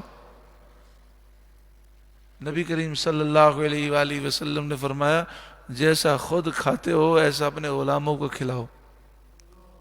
تو کیا جو ہم خود کھاتے ہیں ایسے ہمارے نوکر ملازمین کھا سکتے ہیں؟ آپ نے فرمایا جیسا خود لباس پہنتے ہو ایسے اپنے غلاموں کا لباس پہناؤ۔ تو کیا اتنی تنخواہ ہے کہ وہ ہمارے جیسا لباس پہن سکے؟ تو یہ ظلم ہے۔ اب یہی شخص جو گارڈ کو 15,000 روپے دے رہا ہے نا، یہ 5,000 10,000 روپے 20,000 روپے ایسے ہی فقیروں میں بانٹ دے گا پورے مہینے، لیکن سیکورٹی گارڈ کا 1,000 روپے بھی تنخواہ نہیں بڑھائے گا۔ حالانکہ اس کی تنخواہ میں اضافہ کر دیں تو ثواب زیادہ ملے گا کہ وہ روزگار کما رہا ہے، حلال کمانے والا ہے، محنت مزدوری کرنے والا ہے، لیکن احساس نہیں ہے۔ وَمَا أَنفَقْتُم مِّن شَيْءٍ فَهُوَ يُخْلِفُ، اور جو چیز تم اللہ کی راہ میں خرچ کرو وہ اس کے بدلے میں اور دے گا۔ وَهُوَ خَيْرُ الرَّازِقِينَ، اور وہ سب سے بہتر رزق دینے والا ہے۔ دوسری حدیث پاک میں ہے نبی کریم صلی اللہ علیہ وسلم نے قسم کھا کے فرمایا صدقے سے مال کم نہیں ہوتا۔ ہم تو یہ سمجھتے ہیں نا کہ ہم نے 1,00,000 روپے میں سے 2,500 روپے زکوٰۃ دے دی، 2,500 روپے کم ہو گئے، لیکن رسول اللہ نے قسم کھا کے فرمایا صدقہ دینے سے، خیرات دینے سے مال کم نہیں ہوتا۔ یہ جو 2,500 دیے ہیں یہ کم نہیں ہوئے، یہ تو انویسٹمنٹ ہے ہماری۔ جیسے ایک بیج زمین میں بویا جائے تو بظاہر وہ فنا ہوتا ہے، لیکن وہ ایک بیج سینکڑوں دانے دے جاتا ہے، سینکڑوں بیج دے دیتا ہے۔ تو آپ نے فرمایا صدقے سے مال کم نہیں ہوتا۔ دوسری چیز آپ نے فرمایا معاف کرنے سے عزت بڑھتی ہے۔ لوگ کہتے ہیں نا میں معاف کر دوں گا لوگ بزدل سمجھیں گے، لوگ میرا مذاق اڑائیں گے کہ ڈر گیا۔ حضور نے فرمایا معاف کرنے سے عزت بڑھتی ہے۔ اور تیسرا فرمایا عاجزی انکساری تواضع کرنے سے مرتبہ بلند ہوتا ہے، تو غرور و تکبر کرنے سے مرتبہ گھٹ جاتا ہے۔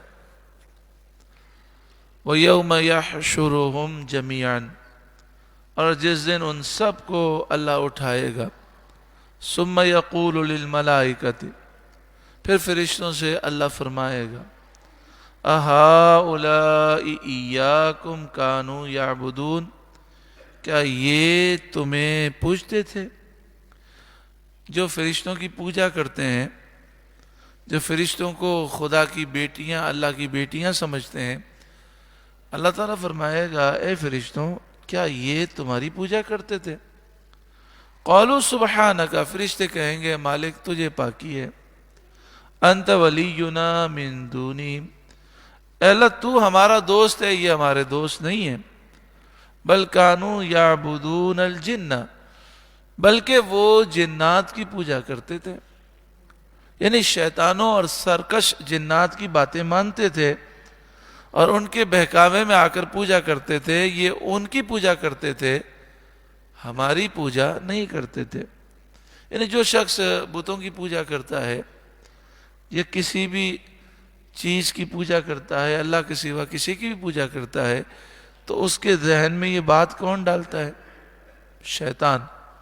تو گویا کہ وہ شیطان کی بات مان رہا ہے، وہ شیطان کا پجاری ہے. اکثرہم بہم مؤمنون، ان میں اکثر انہی پر یقین لائے تھے، یعنی ان لوگوں نے شیطانوں ہی کی باتوں کو مانا تھا. فَالْيَوْمَ لَا يَمْلِكُ بَعْضُكُمْ لِبَعْضٍ نَفْعًا وَلَا ضَرًّا. اللہ فرمائے گا تو آج تم میں ایک دوسرے کے بھلے برے کا کچھ اختیار نہ رکھے گا. یہ تمہارے جھوٹے خدا، یہ تمہارے بت تمہیں نہ نفع دے سکتے ہیں نہ نقصان دے سکتے ہیں.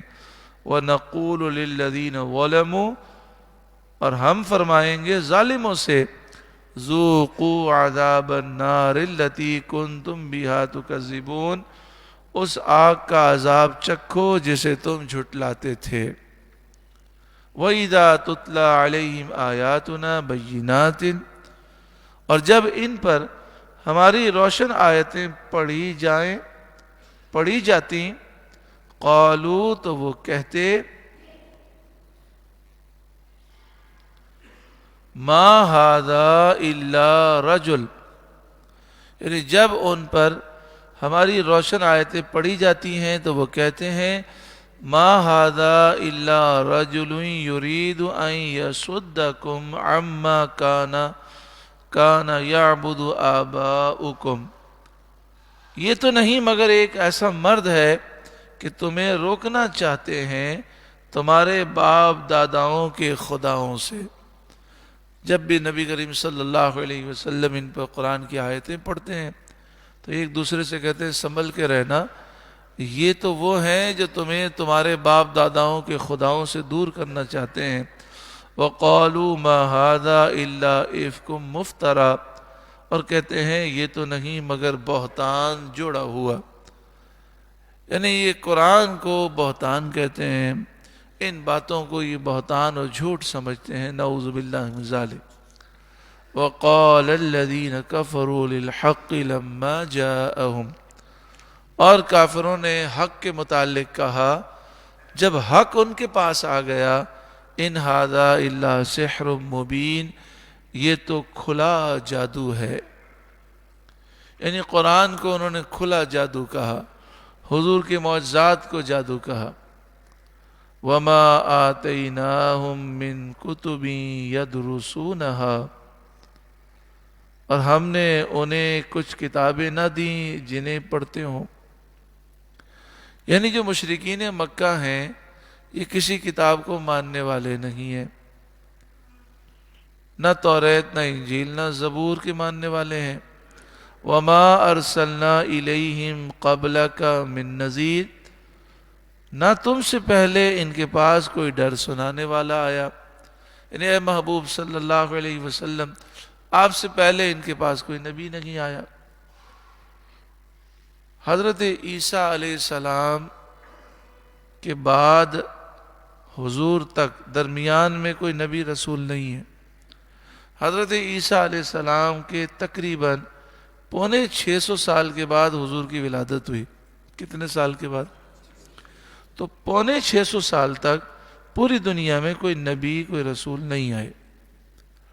لیکن مکہ مکرمہ میں تو 3000 سال تک کوئی نبی اور رسول مبعوث نہیں ہوئے.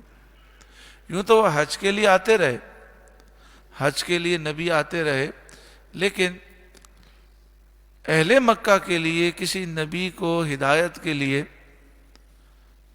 یہ 3000 سال کے درمیان بھیجا نہیں گیا.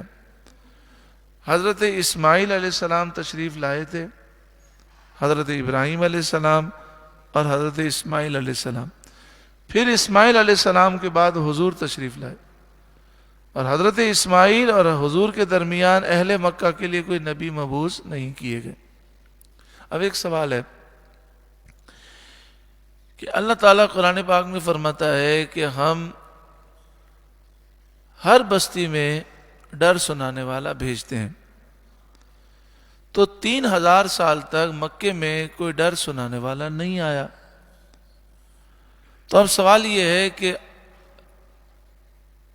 اللہ تعالیٰ نے دوسرے مقام پہ تو فرمایا ہر بستی میں ڈر سنانے والا بھیجتے ہیں، تو فرمایا اس کا مطلب یہ ہے کہ جن بستیوں میں نبی آتے ہیں ان نبی سے فیض لے کر مبلغین ڈر سنانے کے لیے نبی کا نائب بن کر جاتے ہیں۔ تو یوں تو مکے میں نبیوں کے نائب آتے رہے، یعنی جو اہل کتاب تھے، جو زبور کو مانتے تھے، توریت کو مانتے تھے، انجیل کو مانتے تھے، جو صاحب تقوی تھے، جو سارے نبیوں پر ایمان رکھتے تھے، مومنین تھے، وہ لوگوں کو حق بات بتاتے رہے۔ لیکن بات یہ ہو رہی ہے کہ مکے میں خاص اہل مکہ کی ہدایت کے لیے اللہ نے اتنے سالوں میں کوئی نبی مبعوث نہیں فرمایا۔ تو اب سوال یہ ہے کہ جب 3000 سال ہو گئے تو 3000 سال پہلے تو اہل مکہ وہ بت پرست نہیں تھے، وہ تو حضرت ابراہیم علیہ السلام اور حضرت اسماعیل علیہ السلام کی تعلیمات پہ چلنے والے تھے، مومنین تھے۔ تو جب کوئی نبی رسول اس درمیان آئے نہیں، کوئی کتاب ان کو ملی نہیں، تو یہ بت پرستی کس نے سکھائی ان کو؟ ان کے پاس یہ کیا دلیل ہے کہ یہ بت اللہ ہے، خدا ہے یا معبود ہیں؟ کوئی دلیل نہیں۔ تو یہ بغیر دلیل کے پوجا کرتے ہیں، صرف من گھڑت خیالات کی وجہ سے۔ وَكَذَّبَ الَّذِينَ مِن قَبْلِهِمْ، اور ان سے پہلے لوگوں نے بھی جھٹلایا۔ وَمَا بَلَغُوا مِعْشَارَ مَا آتَيْنَاهُمْ، اور یہ اس کے 10ویں کو بھی نہ پہنچے جو ہم نے انہیں دیا تھا۔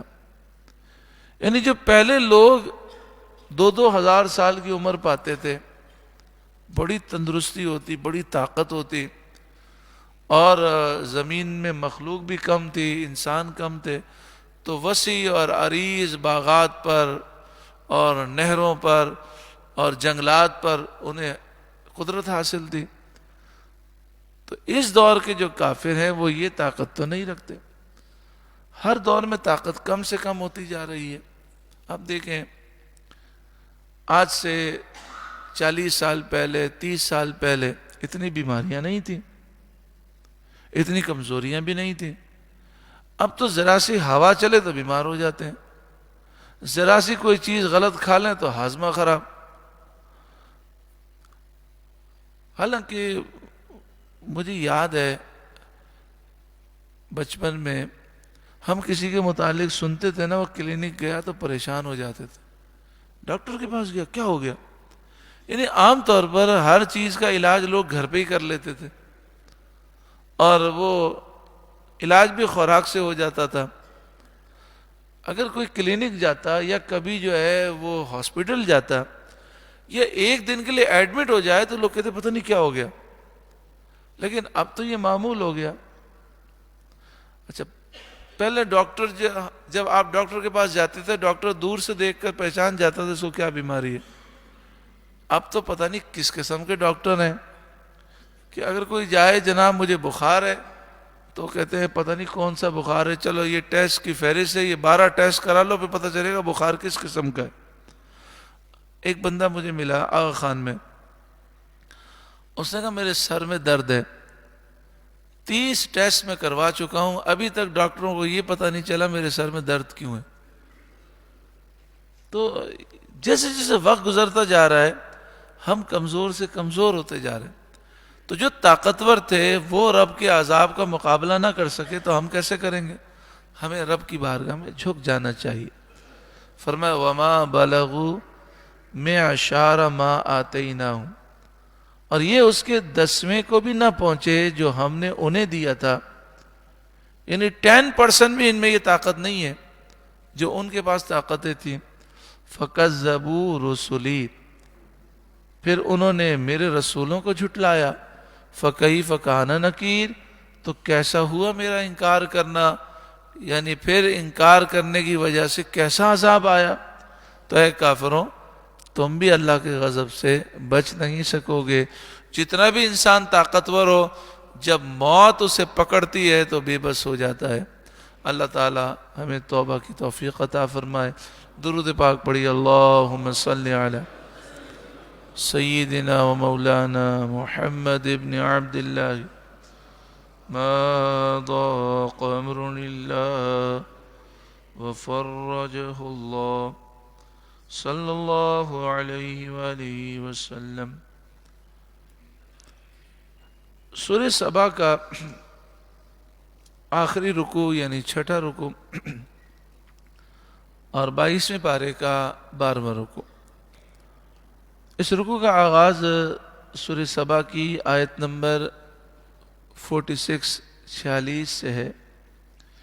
قل اے محبوب آپ فرمائیے.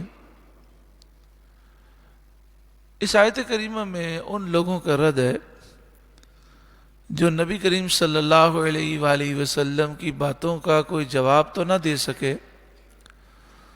انہوں نے صرف یہ کہہ دیا کہ ان پر جنون طاری ہو گیا ہے.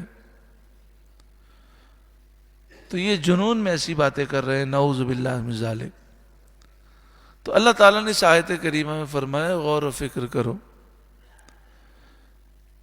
کیا ان کے جیسا انسان دیکھا ہے تم نے؟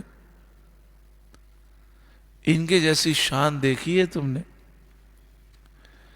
ان کے جیسے کمالات دیکھیں جو حضور کی فصاحت و بلاغت ہے، آپ کے جو چہرے کا نور ہے اور آپ کو جو اللہ نے کمالات عطا فرمائے، کیا ان کمالات پر غور کرنے کے بعد تمہارا دل یہ نہیں کہتا کہ تم جھوٹ بولتے ہو؟ جنون سے ان کا کوئی تعلق نہیں. قل اے محبوب آپ فرمائیے انما اعیذکم بواحدہ، میں تمہیں ایک نصیحت کرتا ہوں. ان تقوموا للہ مثنی و فرادا، کہ اللہ کے لیے کھڑے رہو. یعنی اللہ کے دین کے بارے میں سوچو.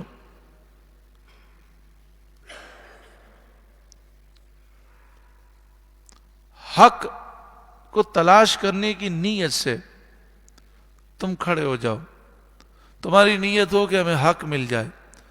جو حق کو تلاش کرنا چاہتا ہے اسے حق مل جاتا ہے. طرفداری کو اپنے آپ سے دور کرو، تعصب کو دور کرو، ضد کو دور کرو اور سوچنے کی کوشش کرو. ان تقوموا للہ، تو اللہ کے لیے کھڑے رہو. مثنا دو مل کر سوچو.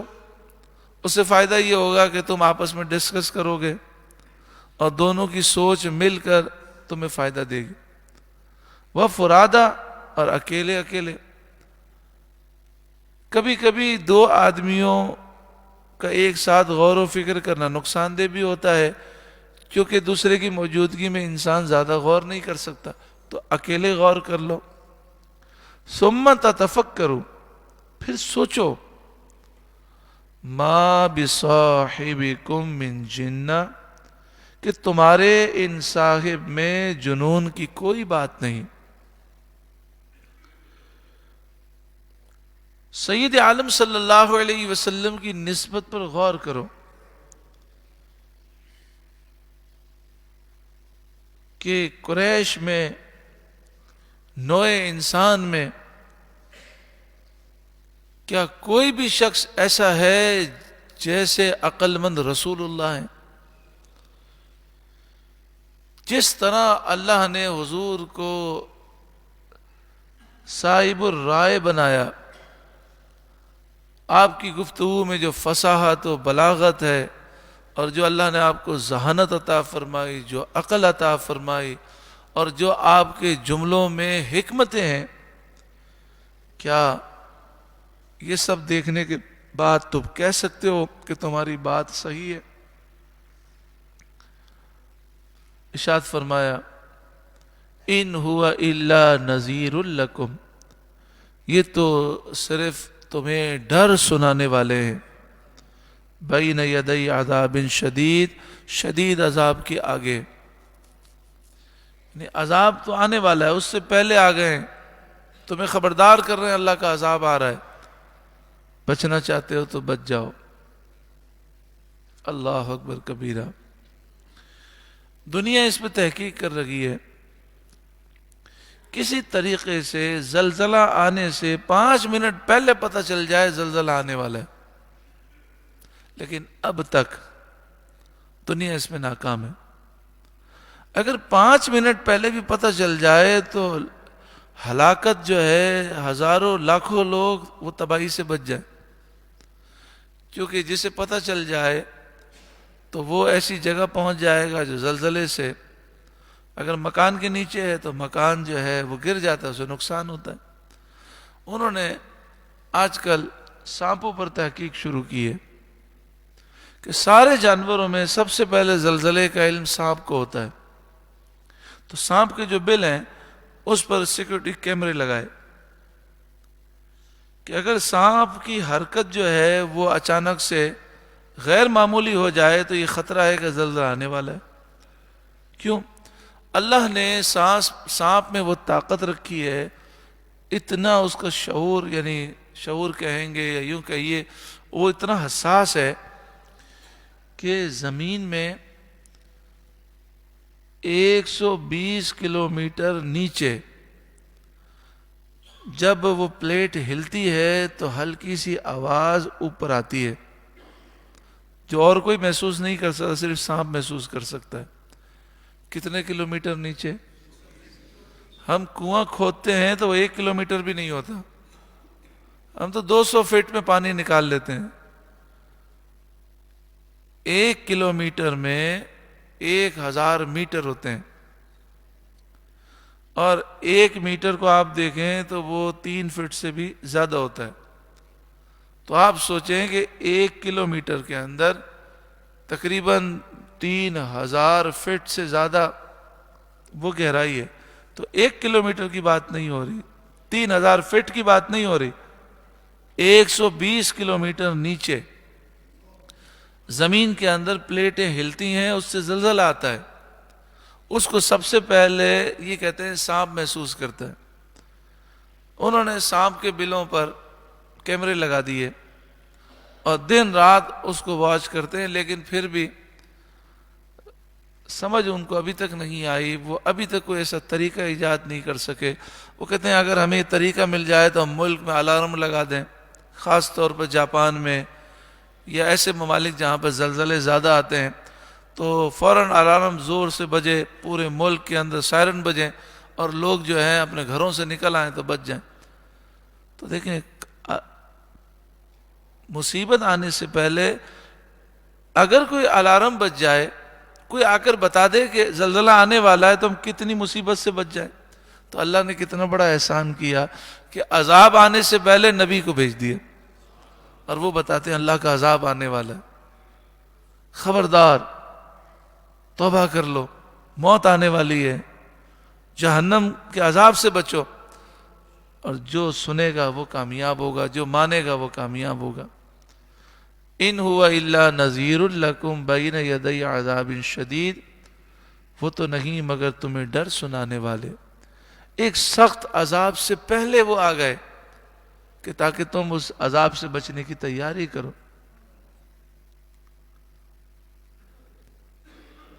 قل اے محبوب آپ فرمائیے، ما سألتکم من اجر فہو لکم، میں نے تم سے اس پر کچھ اجر مانگا ہو تو وہ تمہیں کو، میں اس تبلیغ دین پر تم سے کوئی معاوضہ، کوئی مزدوری، کوئی اجرت نہیں مانگتا۔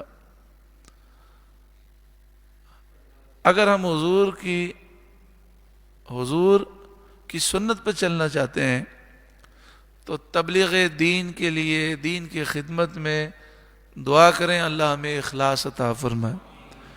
جب ہمیں کسی سے کوئی غرض ہی نہیں ہوگی، صرف اللہ کی رضا چاہیے، تو پھر برکت بھی ہوگی، ثواب بھی نصیب ہوگا۔ ان اجری الا علی اللہ، میرا اجر تو اللہ ہی پر ہے، میرا اجر تو اللہ ہی پر ہے۔ مثلا ہم چاہیں کہ ہم یہ اچھا کام کریں اور اس کا معاوضہ ہمیں لوگوں سے مل جائے تو لوگ اپنی طاقت کے مطابق دیں گے، لیکن جب ہم یہ چاہیں گے کہ اس کا معاوضہ مجھے اللہ سے ملے تو اللہ تو خالق کائنات ہے، جیسے ہمارے ایک دوست ہیں، وہ نعت پڑھتے ہیں، تو عام طور پہ ہوتا یہ ہے کہ بہت سے نعت خواں جو ہے اپنی فیس رکھتے ہیں، بعض لوگ وقت کا اجارہ کرتے ہیں کہ بھئی 1 گھنٹہ نعت پڑھیں گے اتنے پیسے لیں گے، بعض لوگ کہتے ہیں اتنا لفافہ چاہیے، یہ چیزیں چاہیے. تو ان کو ان کے استاد نے یہ بات سکھائی. انہوں نے کہا جب تم لوگوں سے مطالبہ کرو گے تو لوگ اپنی طاقت کے مطابق دیں گے. تمہیں نعت پڑھنی ہے، کسی سے کچھ نہیں مانگنا. کوئی پوچھے تو کہا میری کوئی فیس نہیں، مجھے کچھ نہیں چاہیے، میں لوں گا رسول اللہ سے جن کی میں نعت پڑھتا ہوں. اللہ دیتا ہے، وہ تقسیم کرتے ہیں. پھر دیکھو حضور کیسا دیتے. وہ کہتے ہیں الحمدللہ میری 4 فیکٹریاں ہیں اور میں مشہور نہیں ہوں نعت خواں، مجھے لوگ سیٹھ سمجھتے ہیں، لیکن جہاں موقع ملتا ہے میں نعت پڑھتا ہوں. لاہور میں ہماری فیکٹری ہے، اس نے کہا فیصل آباد میں، ملتان میں، کراچی میں، 4 جگہوں فیکٹری ہے، ایک مہینے میں کروڑوں روپے کما لیتا ہوں. تو اگر میں لفافے مانگتا اور کہتا کہ مجھے اتنے پیسے چاہیے تو لوگ کیا دیتے؟ کون دیتا ہے دینے کو منہ چاہیے، دینے والا سچا ہمارا نہیں. تو معاوضہ مانگے کس سے؟ اللہ سے، اس کے حبیب سے. مدینہ منورہ میں ایک بزرگ حاضر ہوئے، سونیری جالیوں پر حاضر ہوئے. وہاں سے باہر نکلے تو ایک صاحب ملے، سلام دعا ہوئی تو وہ اپنے گھر لے گئے، یعنی ہوٹل پہ لے گئے اور ان کو نیا لباس ان کو پیش کیا. وہ بڑے خوش ہوئے، شکریہ ادا کیا، لباس رکھ لیا. تو جن کو پیش کیا وہ اہل مدینہ میں سے تھے، لیکن تھے پاکستانی، لیکن وہیں رہتے تھے. پھر کہتے ہیں دوسری دفعہ مدینہ شریف گئے تو سرکار کی بارگاہ سے حاضری کر کے نکلے تو وہی صاحب مل گئے جو اہل مدینہ میں سے تھے، مدینے میں رہتے تھے. تو وہ ان کو پھر اپنی ہوٹل پہ لے گئے اور ان کو نیا لباس بھی پیش کیا اور ایک بہترین ٹوپی ان کو پیش کی جو بڑی مہنگی اور قیمتی ٹوپی تھی. تو وہ رو پڑے. انہوں نے کہا آپ کے رونے کی وجہ کیا ہے؟ کہنے لگے 12 سال سے مدینہ منورہ میں رہتا ہوں، لیکن 1 سال تو مجھے پتہ نہیں چلا، 11 سال سے مجھے معلوم ہے یہ چیز کہ اللہ دیتا ہے، اس کے محبوب تقسیم فرماتے ہیں. مجھے جب بھی کوئی حاجت ہوتی ہے میں حضور کی بارگاہ میں عرض کرتا ہوں کون دیتا ہے دینے کو منہ چاہیے. کب پہلے آپ جب آئے تھے تو میں حضور کی بارگاہ میں کھڑا تھا، میں نے کہا یا رسول اللہ میرے پاس اب لباس نہیں ہے، بہت پرانا ہو گیا، لباس پھٹ گیا ہے، مجھے نیا لباس چاہیے. میں باہر نکلا تو آپ اپنی ہوٹل پہ لے گئے، مجھے نیا لباس دے دیا. اور ابھی میں نے کہا یا رسول اللہ میری ٹوپی پھٹ گئی ہے، مجھے جو نئی ٹوپی چاہیے، تو آپ نے لباس بھی دیا اور ٹوپی بھی دی. کہنے لگے 11 سال ہو گئے، میرا معمول ہے مجھے جس چیز کی ضرورت پڑتی ہے حضور کی بارگاہ میں درود و سلام پیش کر کے عرض کرتا ہوں، اسی وقت یا تھوڑی دیر میں میری یہ عرض پوری ہو جاتی ہے. تو اگر ہم دین کے کاموں میں اگر یہ نیت کر لیں مجھے کسی سے کچھ نہیں چاہیے، اللہ سے صلہ چاہیے، تو رب کائنات، خالق کائنات جب عطا فرمائے گا تو اللہ کی تو شان بہت بلند و بالا. کوئی کیا دے گا؟ 500 روپے دے گا، 1000 دے گا، 10,000 روپے دے گا. رب تو خالق کائنات ہے، اس کے خزانے میں کوئی کمی نہیں. ان اجریہ الا علی اللہ، میرا اجر، میری اجرت تو اللہ ہی پر ہے. وَهُوَ عَلَى كُلِّ شَيْءٍ شَهِيدٌ، اور وہ ہر چیز پر گواہ ہے. قل، اے محبوب آپ فرمائیے، ان ربی یقذف بالحق، بے شک میرا رب حق پر القاء فرماتا ہے. یعنی اللہ تعالی حق کو اپنے نبیوں کی طرف بھیجتا ہے. علام الغیوب، وہ رب جو غیبوں کو بہت زیادہ جاننے والا ہے. قل، اے محبوب آپ فرمائیے، جاء الحق، حق آ گیا. وما یبدئ الباطل وما یعید، اور باطل نہ پہل کرے اور نہ پھر کر آئے، یعنی شرک اور کفر مٹ گیا، نہ اس کی ابتدا رہی نہ یہ دوبارہ آئے گا، مراد یہ ہے کہ وہ ہلاک ہو گیا۔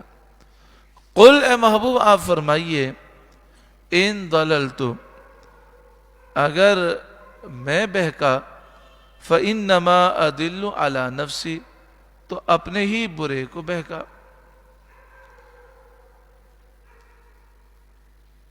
کفار مکہ حضور سید عالم صلی اللہ علیہ وسلم سے کہتے تھے کہ آپ گمراہ ہو گئے، نعوذ باللہ من ذالک۔ اللہ تعالیٰ نے اپنے نبی صلی اللہ علیہ وسلم کو حکم دیا کہ آپ ان سے فرما دیں کہ اگر یہ فرض کیا جائے کہ میں بہکا تو اس کا وبال میرے نفس پر ہے۔ وَإِنِ اهْتَدَيْتُ فَبِمَا يُوحِي إِلَيَّ رَبِّي، اور اگر میں نے راہ پائی تو اس کے سبب جو میرا رب میری طرف وحی فرماتا ہے، یعنی جو اللہ تعالیٰ مجھے حکمت اور بیان کی وحی فرماتا ہے، میں نے اسی سے راہ پائی ہے، کیونکہ راہیاب ہونا اسی کی توفیق اور ہدایت پر ہے۔ مفسر فرماتے ہیں انبیاء سب معصوم ہوتے ہیں، بہکنے سے پاک ہیں، گناہ کرنے سے پاک ہیں، گناہ ان سے نہیں ہو سکتا، اور حضور تو انبیاء کے سردار ہیں صلی اللہ علیہ وسلم۔ مخلوق کو نیکیوں کی راہیں آپ کے اتباع سے ملتی ہیں، جو حضور کی پیروی کرے وہ نیکی کی راہ پا لیتا ہے، باوجود جلالت منزلت اور رفعت مرتبت کے۔ آپ کو حکم دیا گیا کہ آپ یہ فرمائیں، اس میں یہ فرمایا گیا کہ اللہ تعالیٰ نے اپنے محبوب کو، اپنے نبیوں کو گمراہی سے بچایا، لیکن تم یہ جو دعویٰ کرتے ہو تو غور کرو، میرے پاس تو حکمتیں آئیں، اللہ کی طرف سے وحی نازل ہوئی، تو وحی پر اگر تم بھی عمل کرو تو تم گمراہی سے بچ جاؤ، تو جس پر وحی نازل ہو وہ گمراہ کیسے ہو سکتا ہے؟ انہو سمیع قریب، بے شک وہ سننے والا نزدیک ہے۔ وَلَوْ تَرَىٰ إِذْ فَزِعُوا، اور کسی طرح تو دیکھے جب وہ گھبراہٹ میں ڈالے جائیں گے، فَلَا فَوْتَ، پھر بچ کر نہ نکل سکیں گے، اللہ کے عذاب سے بچ نہ سکیں گے۔ وَأُخِذُوا مِن مَّكَانٍ قَرِيبٍ، اور ایک قریب جگہ سے پکڑ لیے جائیں گے۔ وَقَالُوا آمَنَّا بِهِ، اور کہیں گے ہم اس پر ایمان لائے، جب عذاب دیکھیں گے تو کہیں گے ہم ایمان لائے۔ وَأَنَّا لَهُمُ التَّنَاوُشُ مِن مَّكَانٍ بَعِيدٍ، اور اب وہ اسے کیوں کر پائیں اتنی دور جگہ سے، دنیا سے آخرت میں چلے گئے، اب ایمان لانے کا وہ دعویٰ کرتے ہیں، تو اب ان کے نصیب میں نجات نہیں ہے، کیونکہ نجات سے وہ بہت دور ہو گئے۔ ایمان مرنے سے پہلے ہی قبول کیا جاتا ہے، خاتمہ کفر پر ہو گیا تو ہمیشہ جہنم میں رہے گا۔ وَقَدْ كَفَرُوا بِهِ مِن قَبْلِ، کہ پہلے تو اس سے کفر کر چکے تھے، دنیا میں تو انکار کیا۔ وَيَقْذِفُونَ بِالْغَيْبِ مِن مَّكَانٍ بَعِيدٍ، اور بے دیکھے پھینک مارتے ہیں دور مکان سے، یعنی یہ کوئی دلیل سے بات نہیں کرتے، صرف من گھڑت باتیں کر کے پھینکتے ہیں۔ وَحِيلَ بَيْنَهُمْ وَبَيْنَ مَا يَشْتَهُونَ كَمَا فُعِلَ بِأَشْيَاعِهِمْ مِن قَبْلِ، اور روک کر دی گئی ان میں اور اس میں جسے چاہتے ہیں، جیسے ان کے پہلے گروہوں سے کیا گیا تھا، یعنی یہ مرنے کے بعد چاہیں گے کہ ہماری بخشش ہو جائے، یہ مرنے کے بعد چاہیں گے کہ ہمارا ایمان قبول ہو جائے، لیکن پھر ایمان قبول نہ کیا جائے گا، بخشش کی کوئی صورت نہیں ہوگی۔ بخشش اسی کی ہوگی جس کا خاتمہ ایمان پر ہو۔ اللہ ہمیں ایمان پر خیر و عافیت کے ساتھ خاتمہ نصیب فرمائے۔ انہم کانوا فی شک مریب، بے شک وہ دھوکہ ڈالنے والے شک میں تھے، ایسے شک میں مبتلا تھے جس نے انہیں دھوکے میں ڈال دیا۔ وہ سوچتے تھے کہ مرنے کے بعد کوئی زندگی تھوڑی ہے، ایسے ہی لوگ ڈراتے رہتے ہیں، تو وہ مرنے کے بعد زندگی پر یقین نہیں رکھتے تھے، اس لیے دنیا میں خوب گناہ کیے، کفر و شرک اختیار کیا۔ مومن تو مانتا ہے کہ مرنے کے بعد زندگی ہے، اللہ کو جواب دینا ہے، پھر مومن گناہ کیوں کرتا ہے؟ غفلت کے پردے ہیں، ایک نادان بچے کی طرح ہے۔ اللہ ہماری غفلتوں کو دور فرمائے۔ زندگی کا بہت بڑا حصہ ہم نے گزار دیا، بچہ ہو، جوان ہو، بوڑھا ہو، جو وقت موت کا فکس ہے اس وقت موت آئے گی۔ اللہ تعالی ہم سب کو بیداری نصیب فرمائے اور موت سے پہلے موت کی تیاری کی توفیق عطا فرمائے۔ درود پاک پڑھی، اللہم صلی علی سیدنا و مولانا محمد ابن عبداللہ ما ضاق امر اللہ وفرجہ اللہ صلی اللہ علیہ وآلہ وسلم۔ صلاۃ و سلام علیک یا سیدی یا رسول اللہ۔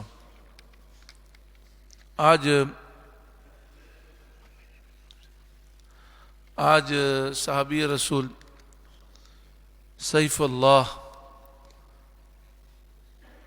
سیف من سیوف اللہ، اللہ کی تلواروں میں سے ایک عظیم تلوار حضرت خالد بن ولید رضی اللہ تعالیٰ عنہ کا یوم ہے۔ اللہ تعالیٰ ان کے صدقے میں ہم سب کو جرت، بہادری اور جذبہ جہاد نصیب فرمائے، شوق شہادت نصیب فرمائے۔ اللہ تعالیٰ حاجی عبدالرحیم صاحب کی بخشش و مغفرت فرمائے۔ جتنے بیمار ہیں سب کے لیے دعا کریں۔ ایک بھائی کی والدہ بیمار ہیں، ایک جوان محمد علی وہ بیمار ہیں، دعا کریں اللہ انہیں بھی شفا عطا فرمائے۔ یا اللہ جتنے مسلمان بیمار ہیں سب کو تمام بیماریوں سے شفا عطا فرما۔ بسم اللہ الرحمن الرحیم، الحمد للہ رب العالمین، والصلاة والسلام علی سید المرسلین، یا رحم الراحمین یا رحم الراحمین یا رحم الراحمین۔ اللہم ربنا آتنا فی الدنیا حسنہ وفی الآخرۃ حسنہ وقنا عذاب النار۔ اللہم انا نسألک العفو والعافیة والمعافاة الدائمة في الدين والدنيا والآخرة۔ اللهم مقلب القلوب ثبت قلبي على دينك، ثبت قلوبنا على دينك۔ اے کریم مالک و مولا پروردگار، ہم نے جو قرآن پاک کی پیاری پیاری نصیحتوں کو سماعت کیا، یا اللہ مجھے بھی اور تمام سننے والوں کو عمل کی توفیق عطا فرما۔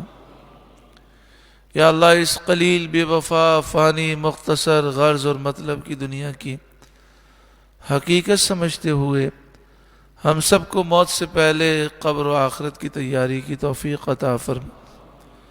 اے اللہ جو ہم نے گناہ کیے ہم ان گناہوں پر شرمندہ ہیں، ہم نے توبہ کی اور یہ عزم کیا کہ آئندہ اپنے آپ کو گناہوں سے دور رکھیں گے۔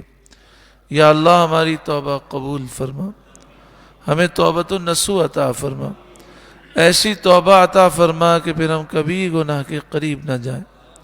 یا اللہ ہمیں ایمان کی سلامتی عطا فرما، ایمان و عافیت کے ساتھ خیر کے ساتھ ہمیں خاتمہ بالایمان نصیب فرما، اس حال میں موت عطا فرما کہ تو راضی ہو، تیرے محبوب راضی ہو، سچی توبہ پر ہمیں مرنا نصیب فرما۔ یا اللہ جب تک دنیا میں رہیں ہم سب کو صحت، تندرستی، عافیت کے ساتھ دراز عمر بالخیر عطا فرما، ایک ایک لمحے کی ہمیں قدر عطا فرما، خوب تیری عبادت کرنے اور خوب تیرے دین کی ہمیں خدمت کی توفیق عطا فرما۔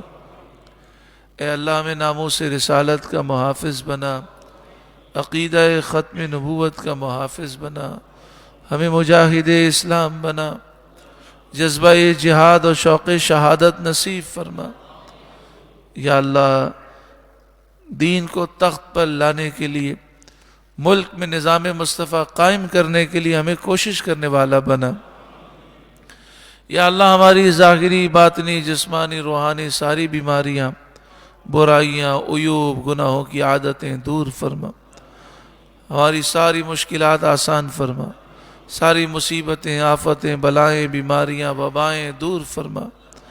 یا اللہ کریم مالک پروردگار ہمیں رزق حلال وسیع اور آسان عطا فرما، حرام کمائی سے، تنگ دستی سے، بے روزگاری سے، لوگوں کی محتاجی سے، لوگوں کے سامنے ہاتھ پھیلانے سے، در بدر کی ٹھوکروں سے بچا، ہمیشہ قرضوں سے نجات عطا فرما، جس کا لینا ہے لینا آسان فرما، جس کا دینا ہے دینا آسان فرما۔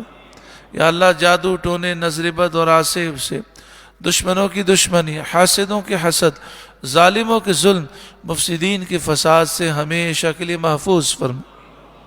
یا اللہ اے کریم مالک، اے پروردگار ہماری اولاد کو اور ہمیں نیک، صالح، متقی، پرہیزگار بنا۔ یا اللہ ہماری اولاد کو اور ہمیں حافظ بعمل، عالم بعمل بنا، مجاہد اسلام بنا۔ یا اللہ ہماری اولاد کو اور ہمیں عبادت میں لذتیں عطا فرما، نمازوں کا ذوق عطا فرما، سجدوں کی لذتیں عطا فرما، تلاوت کا شوق عطا فرما، ہر بے حیائی سے، ہر گمراہی سے، ہر بری دوستی سے، بری صحبت سے، برے عمل سے بچا، خوب دین کی خدمت کی توفیق دے۔ یا اللہ ہماری اولاد کو ہماری آنکھوں کی ٹھنڈک بنا، بے اولادوں کو نیک صالح اولاد نصیب فرما، رشتوں کی رکاوٹیں دور فرما۔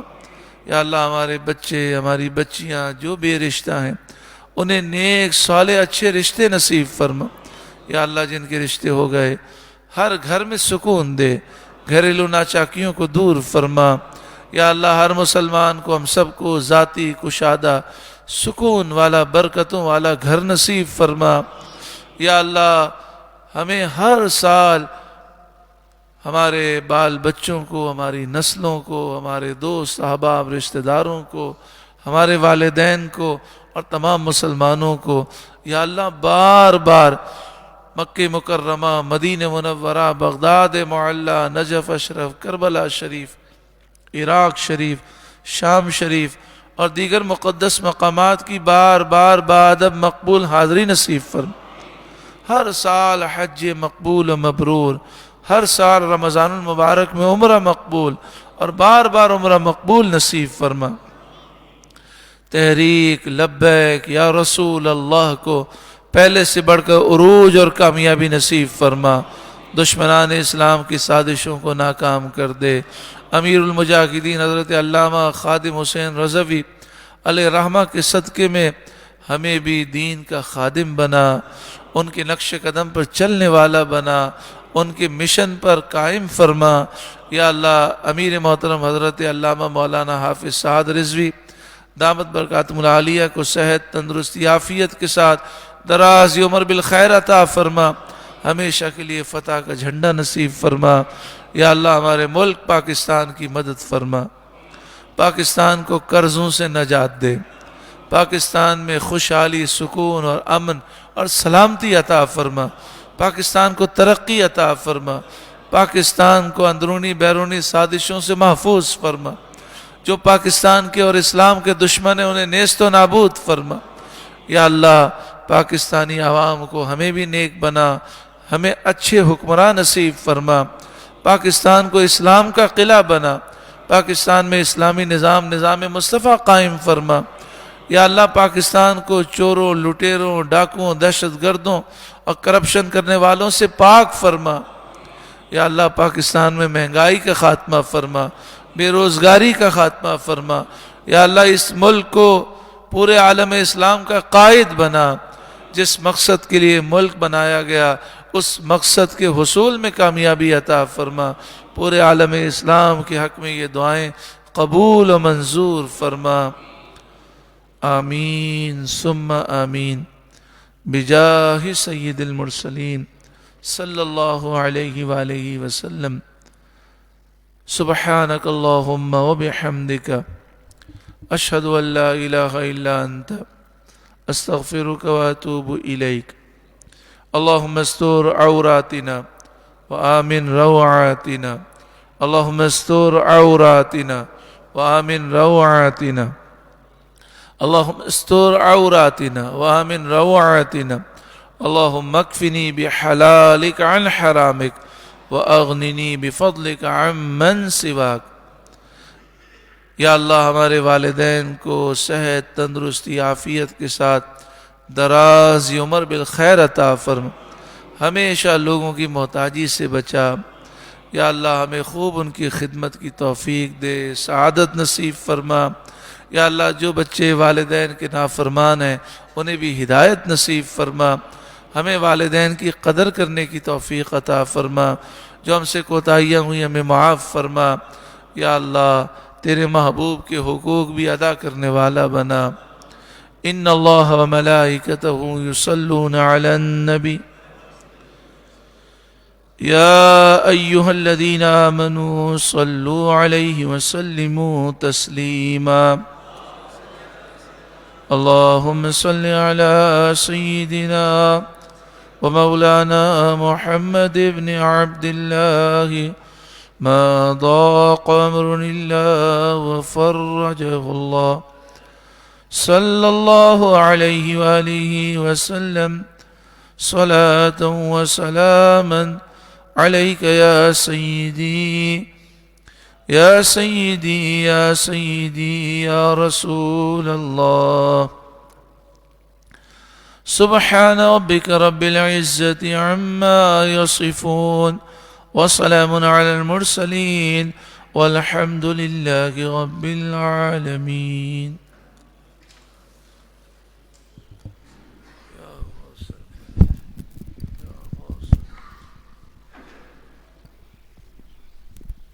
مصطفیٰ جان رحمت پہ لاکھوں سلام، شمع بز میں ہدایت پہ لاکھوں سلام، فتح باب نبوت پہ بے حد درود، ختم دور رسالت پہ لاکھوں سلام، غوث اعظم امام التقیٰ والنقیٰ، جلوہ شان قدرت پہ لاکھوں سلام، کاش محشر میں جب ان کی آمد ہو اور بھیجے سب ان کی شوکت پہ لاکھوں سلام، تو مجھ سے خدمت کے قدسی کہیں ہاں رضا، مجھ سے خدمت کے قدسی کہیں ہاں رضا، مصطفیٰ رحمت پہ لاکھوں سلام، شمع بز میں ہدایت پہ لاکھوں سلام، جس نے حق عاشقی کا ادا کر دیا، جس نے ختم نبوت پہ پہرا دیا، جس نے ختم نبوت پہ پہرا دیا، جس نے ختم نبوت پہ پہرا دیا، ایسے خادم کی خدمت پہ لاکھوں سلام، مصطفیٰ جان رحمت پہ لاکھوں سلام، شمع بز میں ہدایت پہ لاکھوں سلام۔